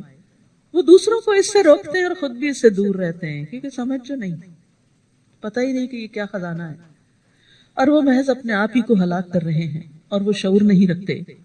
اور اگر آپ انہیں اس وقت دیکھیں جب وہ آگ پر کھڑے کیے جائیں گے، کہیں گے کاش ہم لوٹا دیے جائیں اور ہم اپنے رب کی آیات کو نہ جھٹلائیں اور ہم مومنوں میں سے ہو جائیں، کاش ہمیں وہ وقت دوبارہ مل جائے کہ ہم اپنی اصلاح کر لیں، بلکہ وہ سب ظاہر ہو جائے گا ان کے لیے جو اس سے پہلے وہ چھپاتے تھے، چھپ چھپ کے غلط کام جو کرتے تھے، نیت کی کھوٹ جو رکھتے تھے، اور قرآن سے سیکھنے کی بجائے اس پر اعتراض کرنے کے جو دل میں ارادے رکھتے تھے۔ تو وہ سب ان کے اندر کے جو جذبات ہوں گے اور خیالات ہوں گے اور ارادے ہوں گے سامنے آ جائیں گے، لوگوں کے سامنے آ جائیں گے. تو اس طرح منافقین پہچانے جائیں گے وہاں، کہ جو اوپر اوپر سے اسلام کا دعویٰ کرتے ہیں مگر اندر سے مسلمانوں کے شدید دشمن ہوتے ہیں. فرمایا اگر وہ دنیا میں لوٹا بھی دیے جائیں تو بھی وہ ضرور وہی کچھ کریں گے جس سے وہ روکے گئے تھے. وہ کہتے ہیں چور چوری سے جاتا ہیرا پھیری سے نہیں، یعنی وہ ان کی عادت میں ان کی شخصیت کا حصہ ہو گیا. اور بے شک وہ یقیناً جھوٹے ہیں، اپنے اس دعوے میں بھی جھوٹے ہیں ہمیں ایک چانس اور مل جائے تو ہم ہدایت پا جائیں گے. دنیا میں اللہ سبحانہ تعالیٰ بندے کو کئی بار چانس دیتے ہیں، کئی مواقع دیتے ہیں، لیکن انسان جب خود آگے نہیں بڑھتا تو وہ اپرچونٹیز چلی جاتی ہیں. آخرت کو آپ دیکھیں، جب وہ اپنے رب کے سامنے کھڑے کیے جائیں گے، یعنی اٹھائے جائیں گے، تو وہ کہے گا کیا یہ حق نہیں؟ اب بتاؤ جو تم کہتے تھے وہ کہاں گئی بات؟ وہ کہیں گے کیوں نہیں، قسم ہے ہمارے رب کی، تو بالکل حق ہے. تو وہ کہے گا پس چکھو عذاب بوجہ اس کے جو تم کفر کرتے تھے، جو تم نے انکار کیا. قد خسر الذین کذبوا بلقاء اللہ، یقیناً خسارے میں رہے وہ لوگ جنہوں نے اللہ کی ملاقات کو جھٹلا دیا کہ اللہ کو کوئی حساب نہیں دینا. یہاں تک کہ جب ان کے پاس قیامت کی گھڑی اچانک آ جائے گی وہ کہیں گے ہائے افسوس ہمارا اس پر جو ہم نے اس کے بارے میں کمی کوتاہی کی، اور وہ اپنے بوجھ اپنی پشتوں پر اٹھائے ہوئے ہوں گے. خبردار کتنا برا ہے وہ بوجھ اٹھائیں گے. دیکھیے جو لوگ اللہ کو نہیں مانتے، آخرت نہیں مانتے، ان کے پاس اس کی کوئی دلیل نہیں ہے، وہ صرف خواہشات ہیں، خیالات ہیں، کچھ باتیں ان کے دل میں اٹک گئی ہیں، کچھ شکوک و شبہات ان کے اندر پیدا کر دیے گئے. لیکن اگر وہ یہ سوچیں کہ دو میں سے ایک چیز یا اللہ ہے یا نہیں، تو سیف سائڈ تو یہی ہے نا کہ مان لیا جائے وہ ہے، نہ ہوا تو کیا نقصان. لیکن اگر یہ کہتے ہیں ہے نہیں اور وہ سامنے آ گیا تو پھر تو خسارہ ہی خسارہ ہے. تو اللہ کی ملاقات جو ہے قیامت کے دن ہوگی، جب اللہ بندوں سے ملاقات کرے گا. ہم سب کو اس کے حضور حاضر ہونا ہے، اس قیام کی تیاری کرنی چاہیے. اور یہ دنیا میں قیام جو ہے یہ دراصل اس کے آگے کھڑے ہونے کی تیاری ہے. وہ مشقت کا بہت طویل دن ہے جب انسانوں سے حساب لیا جائے گا. وَمَا الْحَيَاةُ الدُّنْيَا إِلَّا لَعِبٌ وَلَهْوٌ وَلَلدَّارُ الْآخِرَةُ خَيْرٌ لِلَّذِينَ يَتَّقُونَ أَفَلَا تَعْقِلُونَ. اور نہیں دنیا کی زندگی مگر ایک کھیل اور تماشا، اور البتہ آخرت کا گھر بہتر ہے ان لوگوں کے لیے جو تقوی اختیار کرتے ہیں. آخرت متقین ہی کے لیے ہے. وَالْعَاقِبَةُ لِلْمُتَّقِينَ جیسے دوسری جگہ فرمایا. کیا پھر تم عقل سے کام نہیں لیتے؟ تو یہاں دنیا کی حقیقت بتائی گئی، اس کو دو کیا گیا، لعب اور لہو. لعب کہتے ہیں ہر وہ کام جو فائدہ مند نہیں ہوتا، اور لہو ہر وہ کام جس سے انسان غفلت میں پڑ جاتا ہے، یعنی وہ چیزیں جو اللہ کی یاد سے غافل کر دیں. ہمیں دنیا میں رہنا ہے، دنیا کے کام کاج کرنے ہیں، لیکن دنیا کے کاموں میں اتنا محب نہ ہو کہ نمازیں ہی بھول جائیں، اللہ کی یاد ہی بھول جائے، اللہ کی اطاعت کی طرف سے انسان غافل ہو جائے. ابن عباس کہتے ہیں یہ کافر کی زندگی ہے، کیونکہ وہ زندگی کو دھوکے اور باطل کاموں میں گزار دیتا ہے. مومن کی زندگی نیک اعمال پر مشتمل ہوتی ہے، وہ ہر چیز میں آخرت سامنے رکھ کے کرتا ہے کام. یقیناً ہم جانتے ہیں کہ بے شک آپ کو وہ باتیں غمگین کہتے ہیں، یعنی لوگوں کے اعتراضات، لوگوں کا مذاق اڑانا، یہ سب چیزیں آپ کے دل پہ اثر کرتی ہیں. یہ ایک حقیقت ہے. اگر پیغمبر کے دل پہ اثر کرتی ہیں، غمگین کرتی ہیں ان کو، تو پھر ہم تو عام انسان ہیں. تو جب کوئی ایسی بات کرتا ہے جو ہمارے خلاف پڑتی ہے، ہمارے نفس کے خلاف یا ہماری ذات کے خلاف، یا کوئی جھوٹا الزام، تو غمگین کرتا ہے، لیکن اس غم میں ڈوبنا نہیں چاہیے. فرمایا تو در حقیقت وہ اپنے آپ کو وہ آپ کو نہیں جھٹلاتے، لیکن یہ ظالم تو اللہ کی آیات کا انکار کرتے ہیں. یعنی جب آپ دین پر نہیں تھے تو یہ آپ کے بڑے دوست بنتے تھے، جب آپ دین کی طرف آئے تب آپ پر ان کو اعتراض ہو گیا. تو اصل اعتراض آپ پر نہیں ہے، آپ کی آئیڈیالوجی پر ہے، اس چیز پر ہے جو آپ نے اختیار کی، اور وہ آپ نے اپنی مرضی سے اختیار نہیں کی، وہ تو دراصل اللہ کی طرف سے آئی ہے. تو ایسے لوگ دراصل اللہ کی باتوں کا انکار اور اس کا مذاق اڑاتے ہیں. اور البتہ تحقیق آپ سے پہلے بھی کئی رسول جھٹلائے گئے. اب آپ کو تسلی دی جا رہی ہے کہ آپ سے پہلے بھی یہ سب ہوتا رہا, تو انہوں نے اس پر صبر کیا جو وہ جھٹلائے گئے. تو ہمیں بھی کیا کرنا چاہیے؟ صبر. اور یہاں تک کہ ان کے پاس ہماری مدد آ گئی. امتحان ہوتا ہے نا, پھر مدد بھی آتی ہے. اور اللہ کے کلمات کو کوئی بدلنے والا نہیں. یقیناً آپ کے پاس رسولوں کی کچھ خبریں آ چکی ہیں. یاد رکھیے, افضل ایمان صبر کرنا اور نرمی کرنا ہے. پیچھے بھی بتا چکی ہوں, دہراتی اس لیے ہوں تاکہ یہ ہمارے عادت کا حصہ بن جائے. افضل ایمان صبر کرنا اور نرمی کرنا ہے. رسول اللہ صلی اللہ علیہ وسلم نے فرمایا, مدد صبر کے ساتھ ہے. اللہ کی مدد آتی ہے لیکن صبر کرنے والوں کے لیے. ان اللہ مع الصابرین. اور کشادگی تنگی کے ساتھ ہے. جہاں حالات تنگ ہوتے ہیں وہاں کوئی اور جہتیں بھی کھل جاتی ہیں. اور بے شک ہر مشکل کے ساتھ ایک آسانی ہے. اور بے شک اسی مشکل کے ساتھ ایک اور آسانی ہے. تو جہاں مشکل آئے وہاں آسانیاں بھی تلاش کریں. اور اگر ان کا اعراض کرنا آپ پر بہت بھاری ہے, یعنی ان کی بے رخی, بات نہ سننا, توجہ نہ کرنا آپ کے دل پہ بہت گراں گزر کہ یہ ایسا کیوں کرتے ہیں, تو اگر آپ میں ہمت ہے کہ زمین میں ایک سرنگ تلاش کر سکیں, یا آسمان میں ایک سیڑھی لا سکیں, یا آسمان میں ایک سیڑھی لگا سکیں, پھر ان کے پاس کوئی نشانی لے آئیں تو ایسا کر دیکھیں. اور اگر اللہ چاہتا تو ان سب کو ہدایت پر جمع کر دیتا. بس آپ ہرگز ان لوگوں میں سے نہ ہو جو نادان ہیں, یعنی ان کے مطالبات پہ مت جائیں اور ان کی باتیں مت مانیں. انما یستجیب الذین یسمعون والموتى یبعثهم اللہ ثم الیہ یرجعون. بات تو وہی لوگ مانتے ہیں جو دل کے کانوں سے سنیں. رہے مردے تو اللہ انہیں قیامت کے دن زندہ کرے گا, پھر وہ اسی کے حضور واپس لائے جائیں گے. یعنی مردے نہیں سنتے, سنتے ہیں زندہ لوگ ہی. مراد اس سے کیا ہے کہ مومن نصیحت کو قبول کرتا ہے جس کے دل ایمان سے جگمگاتا ہے, روشن ہے, زندہ ہے. جس کا دل مر چکا ہو, جس کے دل پہ مہر لگ چکی ہو, وہ نصیحت قبول نہیں کرتا. وَقَالُوا لَوْلَا نُزِّلَ عَلَيْهِ آیَةٌ مِّن رَبِّهِ. وہ کہتے ہیں کہ ہم پر ہمارے پروردگار کی طرف سے, اور وہ کہتے ہیں کہ ہم پر ہمارے رب کی طرف سے کوئی معجزہ کیوں نہیں اتارا گیا. آپ انہیں کہیے, معجزہ اتارنے پر تو اللہ ہی قادر ہے, لیکن بات یہ ہے کہ ان میں سے اکثر نادان ہیں. زمین میں جتنے بھی چلنے والے جانور ہیں اور جتنے بھی اپنے بازو سے اڑنے والے پرندے ہیں, وہ سب تمہاری ہی طرح کے انواع ہیں. ہم نے ان کی بھی تقدیر لکھنے میں کوئی دقیقہ فرو گزاشت نہیں کیا. پھر یہ سب اپنے رب کے حضور اکٹھے کیے جائیں گے. اور جن لوگوں نے ہماری آیتوں کو جھٹلایا وہ بہرے اور گنگے ہیں جو اندھیروں میں ہیں, کہ حق کو دیکھ بھی نہیں سکتے. اللہ جسے چاہے اسے گمراہ کرتا ہے, اور جس کے متعلق چاہتا ہے اسے راہ راست پر لگا دیتا. آپ ان سے کہیے, بھلا دیکھو تو اگر تمہیں اللہ کا عذاب آ جائے یا قیامت کی پہنچے تو اس وقت تم اللہ کے سوا کسی دوسرے کو پکارو گے اگر تم سچے ہو, بلکہ اس وقت تم صرف اللہ ہی کو پکارو گے. پھر جس تکلیف کے لیے تم اسے پکارتے ہو, اگر وہ چاہے تو اسے دور بھی کر دیتا ہے.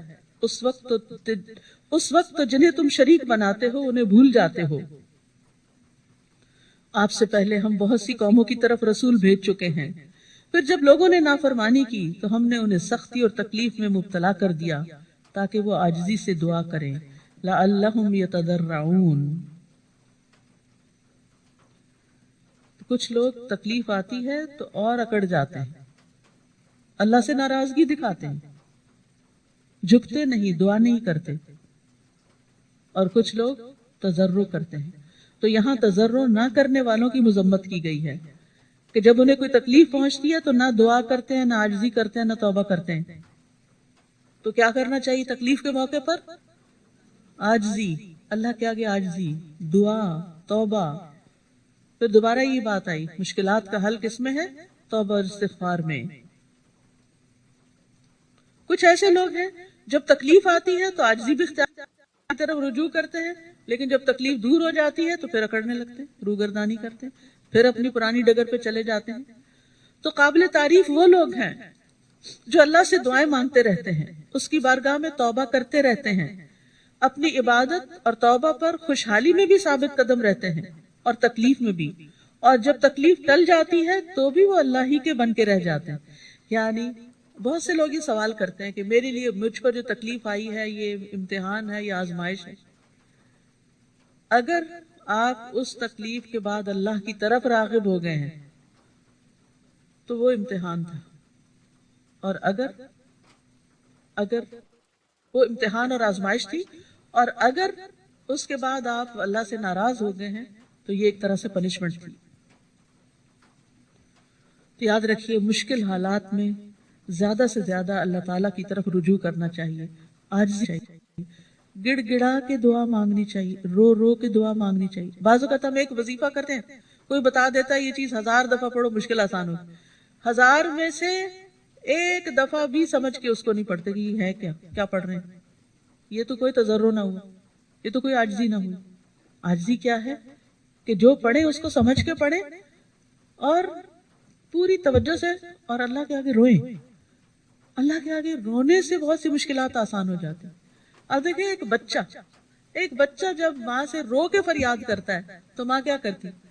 ناجائز مطالبہ بھی مان لیتی، نہیں دینی ہوتی ٹافی اس کو کہ کیویٹیز ہو گئی ہیں، لیکن اس سے اس کا رونا نہیں دیکھا جاتا.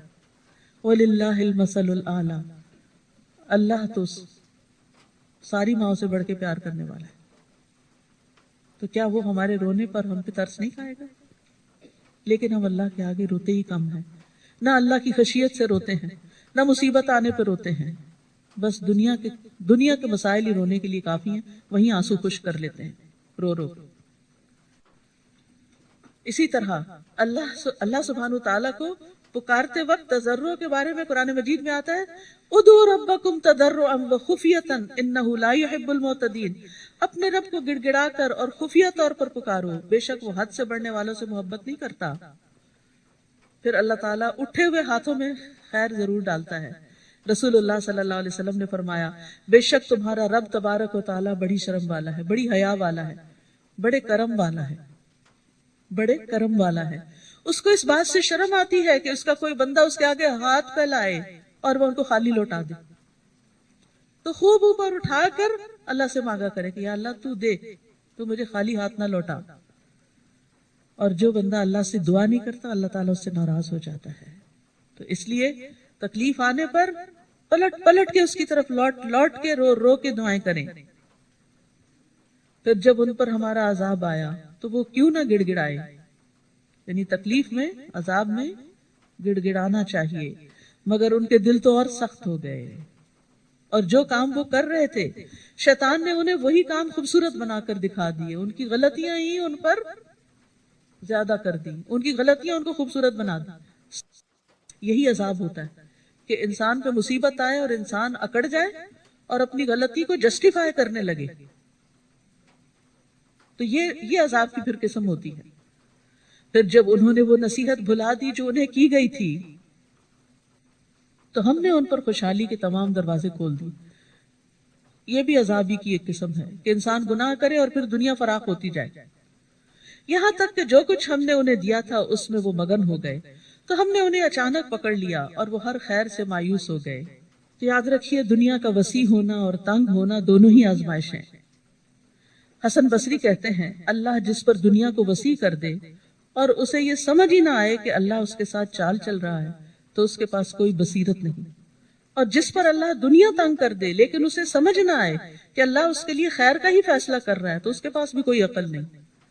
پھر انہوں نے یہی آیت پڑھی. تو یاد رکھیے خوشی ہو یا غمی اللہ کا قرب نہ چھوٹے، اللہ کے قریب ہی کرنے والی ہو. اللہ سے دوری کا باعث جو دنیا ہے وہ ہلاکت کا ذریعہ ہے، اور نافرمانیوں کے باوجود دنیا کا ملنا اللہ کی طرف سے بس مہلت ہے، یہ استدراج ہے. فَقُطِعَ دَابِرُ الْقَوْمِ الَّذِينَ ظَلَمُوا وَالْحَمْدُ لِلَّهِ رَبِّ الْعَالَمِينَ. اس طرح ان ظالموں کی جڑ کاٹ دی گئی اور ہر طرح کی تعریف تو اللہ رب العالمین کے لیے ہے. ظالم کی ہلاکت پر اللہ کی حمد.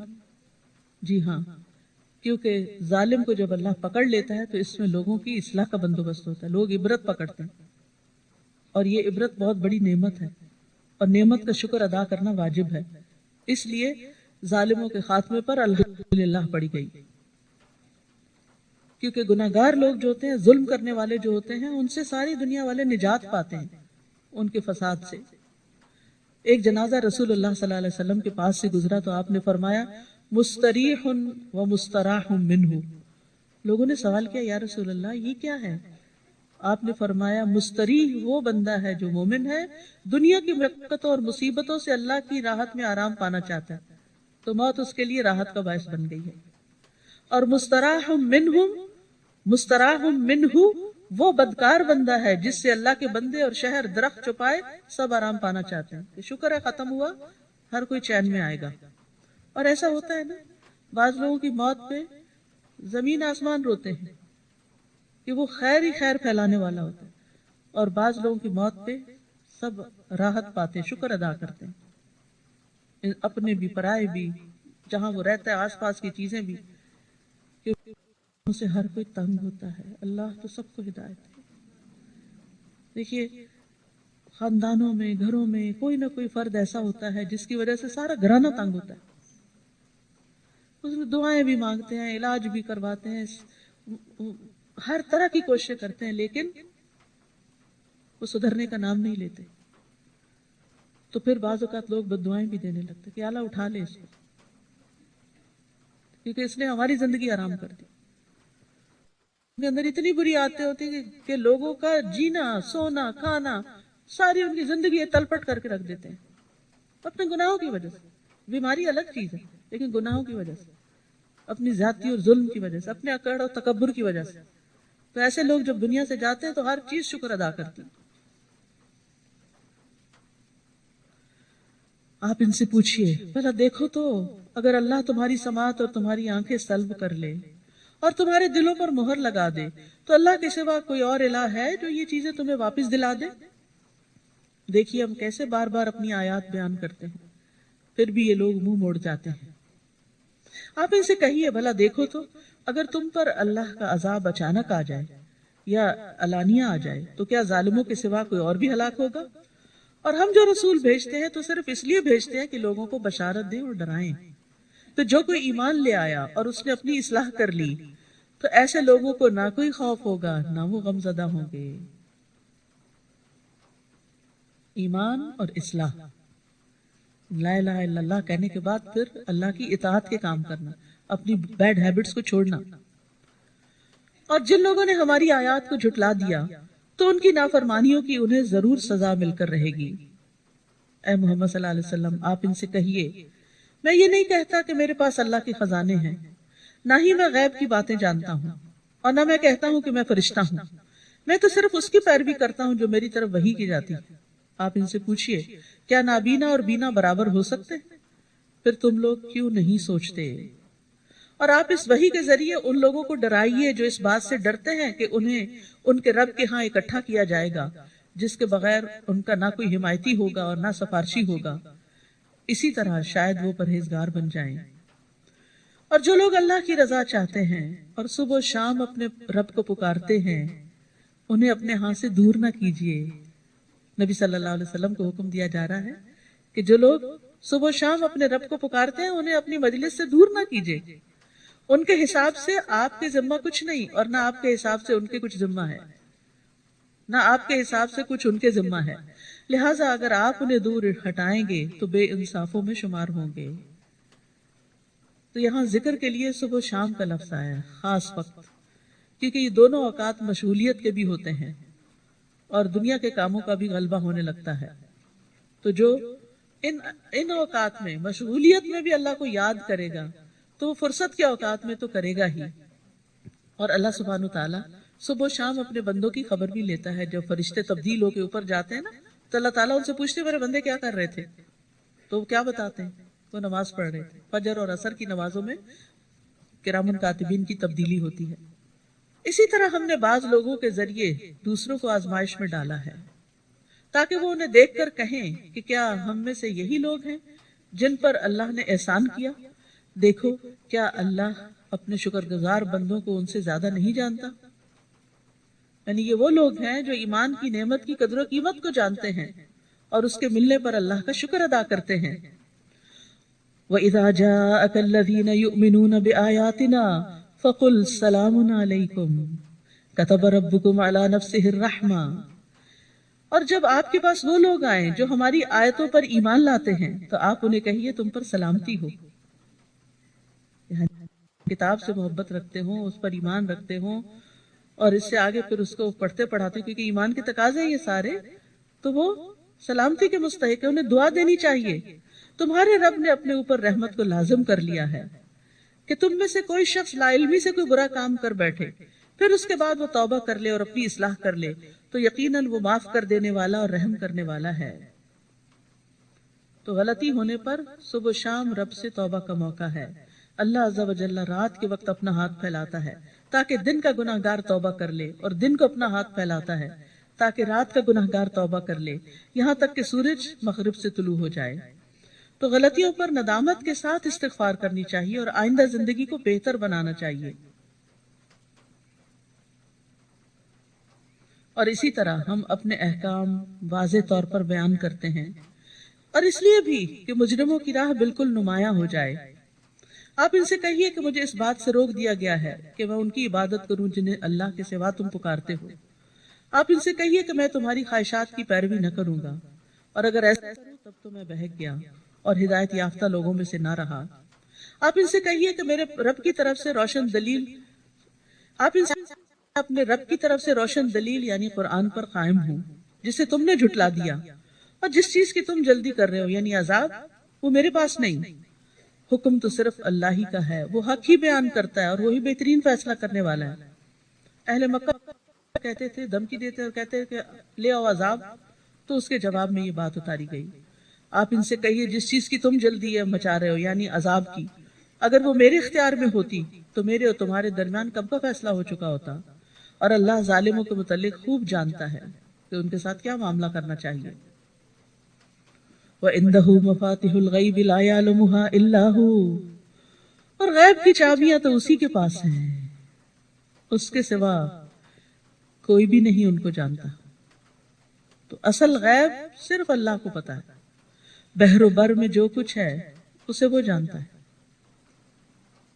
اور اب تک کہا جاتا ہے کہ سمندر کی جو بیڈ ہے نیچے طے ہے، سائنٹسٹ کہتے ہیں اس کا صرف 1% جانا گیا ہے، 99% ہمارے علم میں نہیں. اور زمین کے اوپر بھی جو کچھ ہے اس کا بھی بڑا حصہ ابھی تک علم سے باہر ہے. فَلَا يُحِيطُونَ بِشَيْءٍ مِّنْ عِلْمِهِ إِلَّا بِمَا شَاءَ. تو یہ سارے خزانے اس کے ہیں، اس کو سب پتا ہے کون سی چیز کہاں کیا کر رہی ہے، دوسروں کو نہیں پتا. یہ اللہ کی قدرت کی دلیل ہے. اس لیے اوروں سے امپریس ہونے کی بجائے اللہ کے آگے جھکنا چاہیے. اور کوئی پتا تک نہیں گرتا جسے وہ نہ ہی زمین کی تاریکیوں میں کوئی دانہ ہے جس سے وہ باخبر نہ ہو. اور تر اور خشک جو کچھ بھی ہو سب کتاب مبین میں موجود ہے، لوح محفوظ میں ہر چیز کا ریکارڈ موجود ہے. ہم لوگوں کے علم سے متاثر ہو جاتے ہیں. کسی نے ایک کی بجائے اگر 2 PhDs کی ہیں تو اس کے آگے تو جھک ہی جائیں گے کہ جو یہ کہتا ہے صحیح ہے غلط ہے بس یہی مان لو، اور جو اللہ کہتا ہے، جو اللہ کی کتاب میں بتایا گیا، اس کو بس ریلکٹنٹلی ہی لیتے ہیں، یقین نہیں کرتے. جبکہ اللہ کا علم ہر چیز پر چھایا ہوا ہے، ہر چیز کو اپنے گھیرے میں لیے ہوئے، اس لیے جو بات وہ کرتا ہے وہ سب سے زیادہ فائدہ مند ہے. ہمارا اس پر ایمان ہونا چاہیے. تو کہتے ہیں نا دانے دانے پہ مہر ہے. جو بات ہم کرتے ہیں وہ یہی ہے کہ اس کو پتا ہے کہ کون سا دانا کون کھائے گا، یہ اس کو پہلے سے پتا ہے، ہمیں نہیں پتا ہوتا. ہم اپنے سامنے پتا اترتے ہوئے، گرتے ہوئے، لہراتے ہوئے دیکھتے ہیں، ہمیں نہیں پتا ہوتا کہاں گرے گا. ہم کہتے ہیں یہاں گرے گا، وہاں گرے گا، وہ وہاں جا گرتا ہے، لیکن اس کو پتا ہے کہ وہ ایگزیکٹلی کہاں جا کے گرے گا. تو اس کا علم کامل ہے، ہمارا علم ناقص ہے، چاہے کوئی انسان بھی ہو. وہی تو ہے جو رات کو تمہاری روحیں قبض کر لیتا ہے نیند کی حالت میں، بے ہوش ہوتے ہو، کچھ پتا نہیں. نیند موت کی بہن ہے. اور جو کچھ تم دن کو کر چکے ہو وہ بھی جانتا ہے. ہم خود بھولے ہوئے ہوتے ہیں. اگر آپ سے پوچھا جائے کل یہاں سے جا کر کیا کیا کیا تو آپ کو سوچنا پڑے گا اچھا کیا کیا کیا، اور جب بتائیں گے تو بھی تو ہو سکتا ہے کوئی چیز مس کر جائیں. لیکن اس کو سب پتا ہے آپ اپنی گزشتہ زندگی میں ہر روز کیا کچھ کر چکے ہیں، سب اس کے ریکارڈ میں ہے. پھر دوسرے دن جسم میں روح بھیج کر وہ تمہیں اٹھا کھڑا کرتا ہے، یعنی نیند سے اٹھاتا ہے تمہیں، تو ایک خاص روح اندر آتی ہے، تب اٹھتا ہے انسان. تاکہ مقرر مدت پوری کر دی جائے، یعنی موت تک زندگی پوری ہو جائے، پھر اسی کی طرف تمہاری باز گزر، پھر اسی کی طرف تمہارا لوٹنا ہے، ثم الیہ مرجعکم، پھر وہ تمہیں بتائے گا کہ تم دنیا میں کیا کرتے رہے ہو، وہاں جا کے ہمارے ان اعمال کا ہمیں حساب دینا ہوگا۔ وَهُوَ الْقَاهِرُ فَوْقَ عِبَادِهِ وَيُرْسِلُ عَلَيْكُمْ حَفَظًا، وہ اپنے بندوں پر پوری قدرت رکھتا ہے اور تم پر نگران فرشتے بھیجتا ہے، حتیٰ کہ جب تم میں سے کسی کو موت آتی ہے تو ہمارے فرشتے اس کی روح قبض کر لیتے اور وہ اپنے کام میں ذرہ برابر کوتاہی نہیں کرتے، پوری کی پوری جان نکال کے لے جاتے ہیں۔ تو یہاں موت کا منظر بتایا گیا ہے، حدیث سے بھی بڑی وضاحت کے ساتھ پتہ چلتا ہے۔ نبی صلی اللہ علیہ وسلم نے فرمایا، مومن بندہ جب دنیا سے رخصت ہونے اور آخرت کے جانے کے قریب ہوتا ہے تو اس کی طرف آسمان سے روشن چہروں والے فرشتے آتے ہیں، گویا کہ ان کے چہرے سورج کی طرح ہوں، ان کے پاس جنت کے کفنوں میں سے ایک کفن اور جنت کی حنوط یعنی خوشبو میں سے ایک خوشبو ہوتی ہے، یہاں تک کہ وہ اس کی تاحد نگاہ بیٹھ جاتے ہیں۔ اور یہ جو خوشبو کی بات ہے، مجھے مونٹریال میں ایک نرس نے بتائی تھی، مسلمان نرس نے، جو اس وارڈ میں کئی سالوں سے کام کر رہی ہیں جہاں لوگوں کا آخری ٹھکانہ ہوتا ہے، اس کے بعد وہ گھر نہیں جاتے، فوت ہو جاتے ہیں۔ تو کہنے لگے کہ اس اسلام ایک ایکسپیرینس ہوا ہے کہ ایک شخص جو مسلمان تھا، اس کی موت سے تھوڑی دیر پہلے کمرہ خوشبو سے بھر گیا، تو وہ مجھ سے پوچھ رہی تھی کہ کیا چیز تھی، کہتی ایسی خوشبو کبھی ہم نے دیکھی نہیں، یعنی کبھی محسوس نہیں کی، اور پھر جب روح نکل گئی اور ہم نے اس کو لپیٹا سمیٹا تو خوشبو پھر ختم ہو گئی، اور کہتی میں اکیلی نہیں، سب نے وہ محسوس کی۔ تو حدیث سے ہمیں یہ بات پتہ چلتی ہے کہ نیک لوگوں کے پاس پتہ نہیں اللہ کو اس کی کون سی نیکی پسند تھی، بہت سے لوگوں کے چہرے پہ نہیں لکھا ہوتا کہ وہ کیا کیا خیر کے کام چھپ چھپ کے کرتے ہیں، جو صرف اللہ کو پتہ ہوتے ہیں، اور انہیں دکھاوے سے شوق بھی نہیں ہوتا کہ لوگ کیا دے دیں گے، زیادہ سے زیادہ تعریف کے چار بول بھی دیے تو اس کے بعد وہ ہوا میں اڑ جائیں گے، ختم ہو جائیں گے، ہمارے اعمال نامے میں تھوڑی آ جائیں گے۔ تو بہرحال نیک لوگوں کے پاس جو فرشتے آتے ہیں وہ خوشبو میں لپیٹا ہوا کفن لے کر آتے ہیں، یہاں تک کہ وہ تاحد نگاہ بیٹھ جاتے ہیں، پھر ملک الموت اس کے سرہانے آ کے بیٹھ جاتے ہیں اور کہتے ہیں یا ایتھا النفس الطیبہ اخرجی الی مغفرۃ من اللہ ورضوان، اے پاکیزہ نفس، اللہ کی مغفرت اور رضامندی کی طرف نکلو، کیونکہ ساری زندگی اللہ کو راضی کرنے کے شوق رہا، چنانچہ اس کی روح اس طرح بہہ کے نکل جاتی ہے جیسے مشکیزے کے منہ سے پانی کا قطرہ بہہ جاتا ہے۔ پھر ملک الموت اسے پکڑ لیتے ہیں، جب وہ اسے پکڑ لیتے ہیں تو دوسرے فرشتے پلک جھپکنے کی مقدار میں اس کی روح کو ملک الموت کے ہاتھ میں رہنے نہیں دیتے، پھر ان سے لے کر کفن میں لپیٹ کر اپنی لائی ہوئی حنوط مل دیتے ہیں اور اس کے جسم سے خوشبو نکلتی ہے جیسے مہکنے والی کستوری کی خوشبو جو روئے زمین پہ پائی گئی ہے، پھر فرشتے اس روح کو لے کر اوپر چڑھ جاتے ہیں۔ ایسے ہی منظر لگتا ہے جیسے بچہ پیدا ہوتا ہے نا، تو نرس سے ڈاکٹر کھڑی ہوتی تو بچہ جو لیتی ہے فرسٹ وہ فوراً دوسری نرس کو دیتی ہے اور وہ لے جا کے اس کو صاف کر کے اس کو لپیٹ دیتے ہیں کپڑے میں، تو ایسے ہی مرتے وقت روح نکل جاتی ہے اور وہ جنت کے لائے ہوئے کفن میں لپیٹ کر لے جائی جاتی ہے۔ اللہ سبحانہ وتعالی ہمیں بھی یہ دن نصیب کرے، اسی طرح روشن چہروں والے فرشتے آئے اور ساری زندگی ہمیں اللہ کی رضا طلب کرتے ہوئے گزارنے کا موقع ملے۔ ثم ردوا الی مولاہم الحق الا لہ الحکم وہو اسرع الحاسبین، پھر ان روحوں کو اللہ کی طرف لوٹایا جاتا ہے جو ان کا حقیقی مالک ہے۔ کون مالک ہے ہمارا؟ اللہ۔ سن لو، فیصلے کے سارے اختیارات اسی کے پاس ہیں اور اسے حساب لینے میں کچھ دیر نہیں لگتی۔ آپ ان سے پوچھئے بحر و بر کی تاریکیوں میں پیش آنے والے خطرات میں کون نجات دیتا ہے، جسے تم عاجزی کے ساتھ اور چپکے چپکے پکارتے ہو کہ اگر اس نے ہمیں اس مصیبت سے نجات دے دی تو ہم ضرور اس کے شکر گزار ہوں گے۔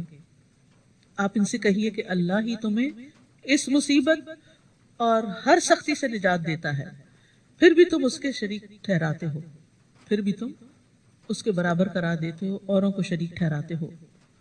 آپ ان سے کہیے کہ اللہ اس بات پر قادر ہے کہ وہ تم پر تمہارے اوپر سے کوئی عذاب نازل کر دے یا تمہارے پاؤں کے نیچے سے تم پر کوئی عذاب مسلط کر دے، یا تمہیں فرقے فرقے بنا کر ایک فرقے کو دوسرے سے لڑائی کا مزہ چکھا دے۔ یہ بھی عذاب کی قسم ہے، آپس کی لڑائیاں، چاہے خاندانوں میں ہوں یا آرگنائزیشنز میں ہوں یا ایون مسجدوں میں ہوں۔ دیکھیے ہم کس طرح مختلف طریقوں سے آیات بیان کرتے ہیں تاکہ وہ سمجھ جائیں۔ اور آپ کی قوم نے اسے یعنی قرآن کو جھٹلا دیا، حالانکہ وہ حق ہے۔ آپ ان سے کہیے کہ میں تم پر داروغہ نہیں کہ تمہیں راہ راست پر لا کر چھوڑوں۔ لِكُلِّ نَبَإٍ مُسْتَقَرٌّ وَسَوْفَ تَعْلَمُونَ، ہر خبر کے ظہور کا ایک وقت مقرر ہے اور عنقریب آپ کو سب کچھ معلوم ہو جائے گا۔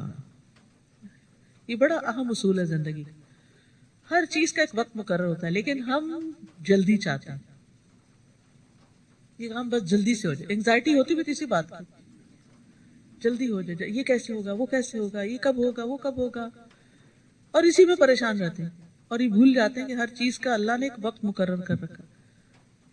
قد جعل اللہ لکل شیء قدرا،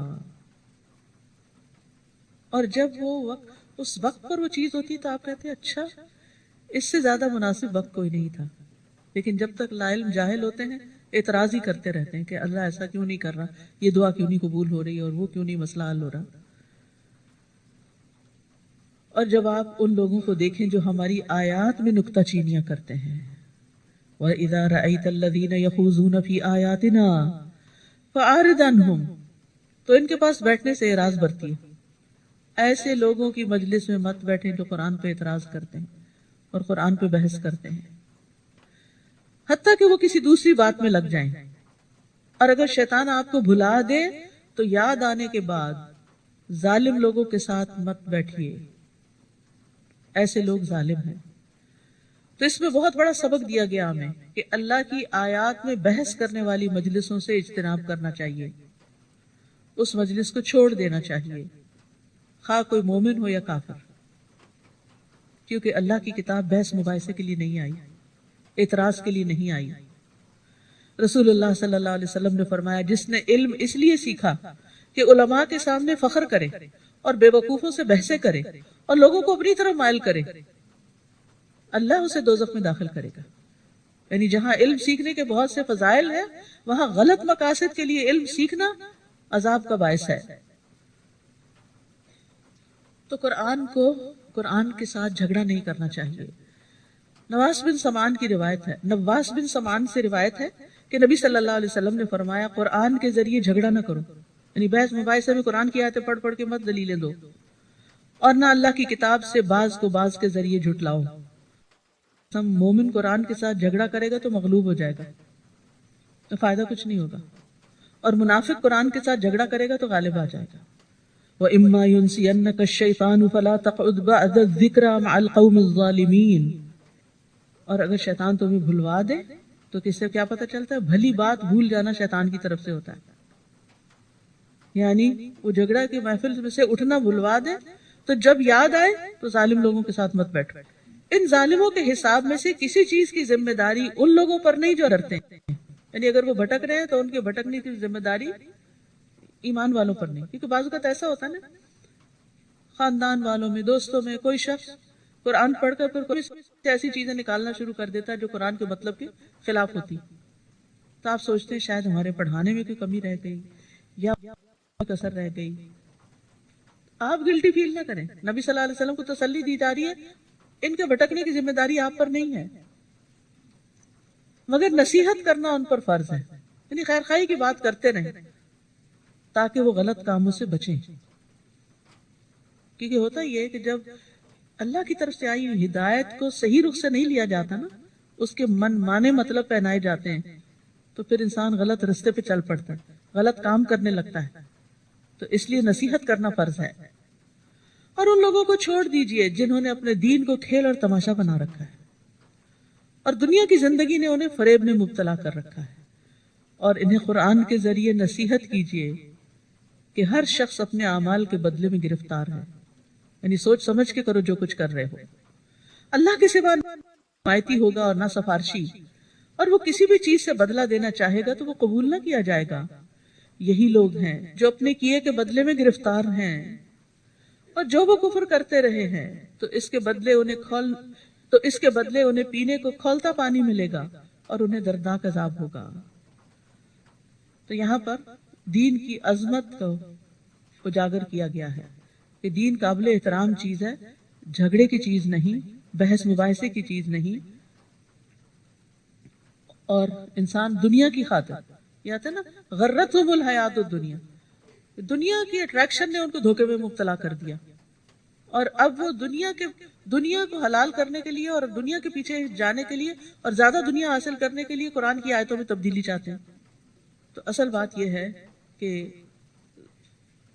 قرآن جیسا ہے ویسے ہی لینا چاہیے، منمانی تعویلوں سے اس کے مطلب نہیں بدلنے چاہیے۔ وہ آتا نا ایک شعر میں کہ خود نہیں بدلتے قرآن کو بدل دیتے ہیں۔ تو ایسا کرنا انسان کے لیے مسائل پیدا کرنے کا سبب ہے، دنیا اور آخرت دونوں میں۔ ان تبصل نفس، تبصل کا مطلب قید کر دیا جائے، رہن رکھ دیا جائے۔ قل اندعو من دون اللہ ما لا ينفعنا ولا يضرنا، آپ ان کافروں سے کہہ دیجئے کیا ہم اللہ کو چھوڑ کر ان جو نہ ہمیں فائدہ دے سکتے ہیں اور نہ ہمارا کچھ بگاڑ سکتے ہیں، یعنی بتوں وغیرہ کو؟ جب اللہ نے ہمیں ہدایت دے دی تو کیا اس کے بعد ہم الٹے پاؤں پھر جائیں؟ کیونکہ اہل مکہ بار بار مسلمانوں کو اسی طرف لاتے تھے کہ اپنے آباء و اجداد کا دین نہ چھوڑیں۔ جیسے کسی کو جنگل میں شیطانوں نے بہکا دیا ہو اور وہ حیران و پریشان ہو، اور اس کے ساتھی اسے پکار رہے ہوں کہ اگر ہدایت درکار ہے تو ادھر ہمارے پاس آؤ، آپ انہیں کہیے کہ ہدایت تو وہ ہے جو اللہ دے، اور ہمیں تو یہی حکم ہوا ہے کہ ہم رب العالمین کے فرما بردار بن جائیں۔ تو بات یہ ہے کہ گمراہی ہدایت سے الگ کر دی گئی ہے، اور ہدایت جو ہے وہ وہی ہے جو اللہ کی طرف سے آتی ہے۔ بندوں کی باتیں اور فلسفے ہدایت کا باعث نہیں ہوتے۔ اور نماز قائم کیجئے اور اس سے ڈرتے رہیے، تقوی اختیار کیجئے، اور وہی تو ہے جس کے حضور تم سب جمع کیے جاؤ گے، وہی تو ہے جس نے آسمانوں اور زمین کو حق کے ساتھ پیدا کیا ہے، اور جس دن وہ قیامت ہو جا تو وہ قائم ہو جائے گی، اس کی بات سچی ہے، اور جس دن سور میں پھونکا جائے گا اس دن اسی کی حکومت ہوگی۔ وہ چھپی اور ظاہر سب باتوں کا جاننے والا ہے، اور وہ بڑا دانا اور ہر چیز کی خبر رکھنے والا ہے۔ وَإِذْ قَالَ إِبْرَاهِيمُ لِأَبِيهِ آزَرَ أَتَتَّخِذُ أَصْنَامًا آلِهَةً، ابراہیم علیہ السلام کا ذکر آ رہا ہے۔ تقریباً 20 جگہوں پر ابراہیم علیہ السلام کا ذکر آتا ہے، اور ہر صورت میں اس کے مزاج کے مطابق۔ یہ صورت چونکہ کائنات کی نشانیوں کی طرف غور و فکر کرنے کی دعوت دیتی ہے، تو اسی مناسبت سے یہاں ابراہیم علیہ السلام کا حال بیان کیا گیا ہے۔ اور وہ واقعہ یاد کرو جب ابراہیم علیہ السلام نے اپنے باپ آزر سے کہا تھا، کیا تم نے بتوں کو الہ بنا لیا؟ میں تو تجھے اور تیری قوم کو کھلی گمراہی میں دیکھتا ہوں۔ وَكَذَلِكَ نُرِي إِبْرَاهِيمَ مَلَكُوتَ السَّمَاوَاتِ وَالْأَرْضِ، اسی طرح ہم ابراہیم کو آسمانوں اور زمین کا نظام سلطنت دکھا رہے تھے تاکہ وہ یقین کرنے والوں میں سے ہو جائے۔ ابراہیم علیہ السلام جو تھے وہ اللہ کے دوست تھے، ان کی بڑی خوبیاں تھیں۔ سب سے بڑی خوبی ان کی تھی کہ شرک سے بیزار تھے اور یکسو مسلمان تھے، کسی فرقہ واریت سے ان کا تعلق نہ تھا۔ ما کان ابراہیم یہودیا ولا نصرانیا، اللہ کے دوست تھے، ان کی زندگی میں بہترین نمونہ ہے۔ لہٰذا جب بھی ابراہیم علیہ السلام کا ذکر آئے اور ان کے زندگی کا طرز عمل سامنے آئے تو اس میں خوب غور و فکر کرنا چاہیے کہ وہ کیا خوبیاں تھیں کہ جن کی بنا پر وہ اللہ کے پسندیدہ ترین بن گئے، دوست بن گئے۔ پھر جب اس پر رات طاری ہوئی ابراہیم علیہ السلام پر، تو انہوں نے ایک ستارہ دیکھا، کہنے لگے یہ میرا رب ہے، یہ ہے میرا رب۔ پھر جب وہ ڈوب گیا تو ابراہیم کہنے لگے میں ڈوب جانے والوں کو پسند نہیں کرتا۔ پھر جب چاند کو چمکتا ہوا دیکھا تو بولے کیا یہ ہے میرا رب؟ جب وہ بھی ڈوب گیا تو کہنے لگے اگر میرے رب نے میری رہنمائی نہ کی تو میں گمراہ لوگوں میں سے ہو جاؤں گا۔ پھر جب سورج کو جگمگاتا ہوا دیکھا تو بولے یہ ہے میرا رب، یہ تو سب سے بڑا ہے۔ پھر جب وہ بھی ڈوب گیا تو کہنے لگے اے میری قوم، جن سیاروں کو تم اللہ کا شریک بناتے ہو میں ان سے بیزار ہوں۔ انی وجہت وجہی للذی فطر السماوات والارض حنیفا وما انا من المشرکین، میں نے تو یکسو ہو کر اپنا چہرہ اس ذات کی طرف کر لیا جس نے آسمانوں اور زمین کو پیدا کیا، اور میں شرک کرنے والا نہیں ہوں۔ اور ابراہیم کی قوم ان سے جھگڑا کرنے لگی تو انہوں نے کہا کیا تم اللہ کے بارے میں مجھ سے جھگڑا کرتے ہو حالانکہ وہ مجھے ہدایت دے چکا ہے؟ میں ان سے نہیں ڈرتا جنہیں تم اللہ کا شریک بناتے ہو۔ ہاں اگر میرا رب چاہے تو اور بات ہو سکتی، میرے رب کے علم نے ہر چیز کا احاطہ کیا ہوا ہے۔ کیا تم کچھ بھی خیال نہیں کرتے کہ جن کو تم بت بنائے ہوئے وہ الہ بنائے وہ ان کے بس کیا علم ہے؟ وہ کیا جانتی؟ ان کے بس کیا طاقت اور کیا قدرت ہے؟ وہ تمہیں کیا دے رہی ہیں؟ اصل میں ابراہیم علیہ السلام کو اہل مکہ بھی مانتے تھے، قریش مانتے تھے، مشرکین مانتے تھے، تو انہیں ان کی مثال دے کے سمجھایا جا رہا ہے وہ تو شرک سے بیزار تھے اور تم ان کی اولاد ہو کر شرک میں کیوں پڑ گئے؟ اور ابراہیم کی قوم ان سے جھگڑا کرنے لگی تو انہوں نے کہا کیا تم اللہ کے بارے میں مجھ سے جھگڑتے ہو؟ حالانکہ وہ مجھے ہدایت دے چکا. میں ان سے نہیں ڈرتا جنہیں تم اللہ کا شریک بناتے. کیونکہ وہ بار بار دھمکیاں دیتے تھے کہ ہمارے بتوں کی مار پڑے گی تم پر. ہاں اگر میرا رب چاہے تو اور بات ہے. میرے رب نے ہر چیز کا علم کے ساتھ احاطہ کیا ہوا ہے. کیا تم کچھ بھی خیال نہیں کرتے؟ اور جنہیں تم نے اللہ کا شریک بنایا ہے میں ان سے کیسے ڈروں جبکہ تم اللہ کے ساتھ شریک بناتے ہوئے اللہ سے نہیں ڈرتے. جو مجرم تو تم ہو جس کے لیے اللہ نے کوئی بھی سند نازل نہیں کی. پھر ہم دونوں فریقوں میں سے امن اور سلامتی کا زیادہ حقدار کون ہے؟ اگر تم کچھ جانتے ہو وہ لوگ جو ایمان لائے پھر اپنے ایمان کو ظلم یعنی شرک سے آلودہ نہیں کیا انہی کے لیے امن اور سلامتی ہے اور یہی لوگ راہ راست پر ہیں. تو یاد رکھیے خالص توحید ہی جنت میں داخلے کا باعث ہے. حدیث میں آتا ہے جو اللہ سے اس حال میں ملے کہ اس نے اللہ کے ساتھ ذرا سا بھی شرک نہیں کیا تو وہ جنت میں داخل ہوگا. یہ وہ ہماری دلیل تھی جو ہم نے ابراہیم کو اس کی قوم کے خلاف دی تھی. ہم جس کے چاہیں درجات بلند کرتے ہیں. بے شک آپ کا رب بڑا دانا اور سب کچھ جاننے والا ہے. تو اللہ سبحانہ وتعالیٰ نے دنیا میں بھی ابراہیم علیہ السلام کی دلائل کے ساتھ مدد کی اور ہم نے ابراہیم کو اسحاق اور یعقوب عطا کیے اور ہم نے ہر ایک کو سیدھی راہ دکھائی اور نوح کو اس سے پیشتر ہدایت دے چکے تھے. وہ اس ابراہیم کی اولاد میں سے ہم نے داؤد، سلیمان، ایوب، یوسف، موسیٰ اور ہارون کو ہدایت دی تھی اور ہم نیکوکاروں کو ایسی ہی جزا دیتے ہیں. نیک لوگوں کو ایسی جزا دیتے ہیں کہ نسلوں میں خیر جاتی. ابراہیم علیہ السلام تو اپنا کام کر کے چلے گئے یعنی اس کے بعد ہر جنریشن میں ان کی اولاد میں سے پیغمبر آتے رہے. کتنا بڑا صدقہ جاریہ. اللہ کسی کی نیکی ضائع نہیں کرتا. بس اللہ کے لیے خالص ہونے کی ضرورت ہے. پھر اولاد بھی سمجھ جائے گی اور اس کے بعد اولاد کی اولاد کے اندر بھی انشاءاللہ خیر آئے گی. تو آزمائشیں تو آئی تھی ابراہیم علیہ السلام پر لیکن انعام بھی ملے اور وہ انعام نیک اولاد کی شکل میں تھا کہ ان کی آنکھیں ٹھنڈی رہیں. اور زکریا، یحییٰ، عیسیٰ اور الیاس کو بھی یہ بھی ان کی اولاد میں سے تھے. یہ سب لوگ نیک تھے. اور اسماعیل اور الیسع اور یونس اور لوط کو بھی ان میں سے ہر ایک کو ہم نے اقوام عالم پر فضیلت دی تھی اور ان کے آباء و اجداد، ان کی اولاد اور ان کے بھائیوں میں سے بھی بعض کو ہم نے منتخب کر لیا تھا اور سیدھی راہ کی طرف رہنمائی کی تھی. یہ اللہ کی ہدایت ہے. اپنے بندوں میں سے جسے وہ چاہتا ہے اس ہدایت پہ چلاتا ہے. اور اگر وہ لوگ یعنی مذکورہ انبیاء بھی شرک کرتے تو ان کا سب کیا کرا برباد ہو جاتا. کسی سے بھی شرک قبول نہیں. یہ وہ لوگ ہیں جنہیں ہم نے کتاب بھی دی، قوت فیصلہ بھی اور نبوت بھی.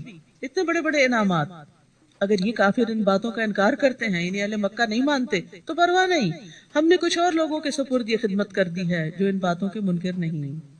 یہی لوگ ہیں جنہیں اللہ نے ہدایت کی تھی. آپ انہی کے راستے پہ چلیے یعنی انہی پیغمبروں کے طریقے اپنائیے اور کہہ دیجئے کہ میں اس کام پر یعنی تبلیغ کے کام پر تم سے اجرت نہیں مانگتا. یہ تو تمام جہان والوں کے لیے ایک نصیحت ہے. وما قدر اللہ حق قدرہ. ان لوگوں نے اللہ کو ایسے نہیں پہچانا جیسے اسے پہچاننا چاہیے تھا، جیسے حق تھا پہچاننے کا. کیا ہم نے پہچانا؟ کیا ہمیں اللہ کی واقعی معرفت ہے؟ کہتے ہیں کہ اللہ نے کسی بشر پر کچھ بھی نہیں اتارا. آپ ان سے پوچھئے جو کتاب موسیٰ لائے تھے اسے کس نے اتارا تھا؟ وہ کتاب جو لوگوں کے لیے نور اور ہدایت تھی. تم نے اسے ورق ورق بنا کر رکھا ہے. ان میں سے کچھ ورق تو ظاہر کرتے ہو اور زیادہ چھپا جاتے ہو. اور اس کتاب سے تمہیں وہ کچھ سکھایا گیا تھا جو تم نہ جانتے تھے. ہمارے آباء و اجداد. آپ کہہ دیجئے اسے اللہ ہی نے اتارا تھا. پھر انہیں چھوڑیے کہ وہ اپنی فضول بحثوں میں ہی پڑے کھیلتے رہیں. تو یاد رکھیے کہ اللہ کی معرفت نہ ہونا اللہ کی ناقدری ہے. اللہ کی قدر پہچاننا کیا ہے؟ اس کو جاننا. اس کو جاننے کے لیے دو بڑی اہم چیزیں ہیں. ایک اللہ کی کتاب ہے اور ایک کائنات کی کتاب ہے. جو اس نے تخلیق کیا ہے اس پر غور و فکر ہے. وَهَذَا كِتَابٌ أَنزَلْنَاهُ مُبَارَكٌ مُصَدِّقُ الَّذِي بَيْنَ يَدَيْهِ. اور یہ کتاب جو ہم نے اتاری ہے بڑی خیر و برکت والی. کون سی کتاب؟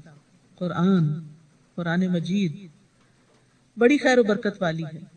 اپنے سے پہلی کتابوں کی تصدیق کرتی ہے اور اس لیے اتاری ہے کہ آپ اس کے ذریعے اہل مکہ اور آس پاس کے لوگوں کو ڈرائیں، خبردار کریں.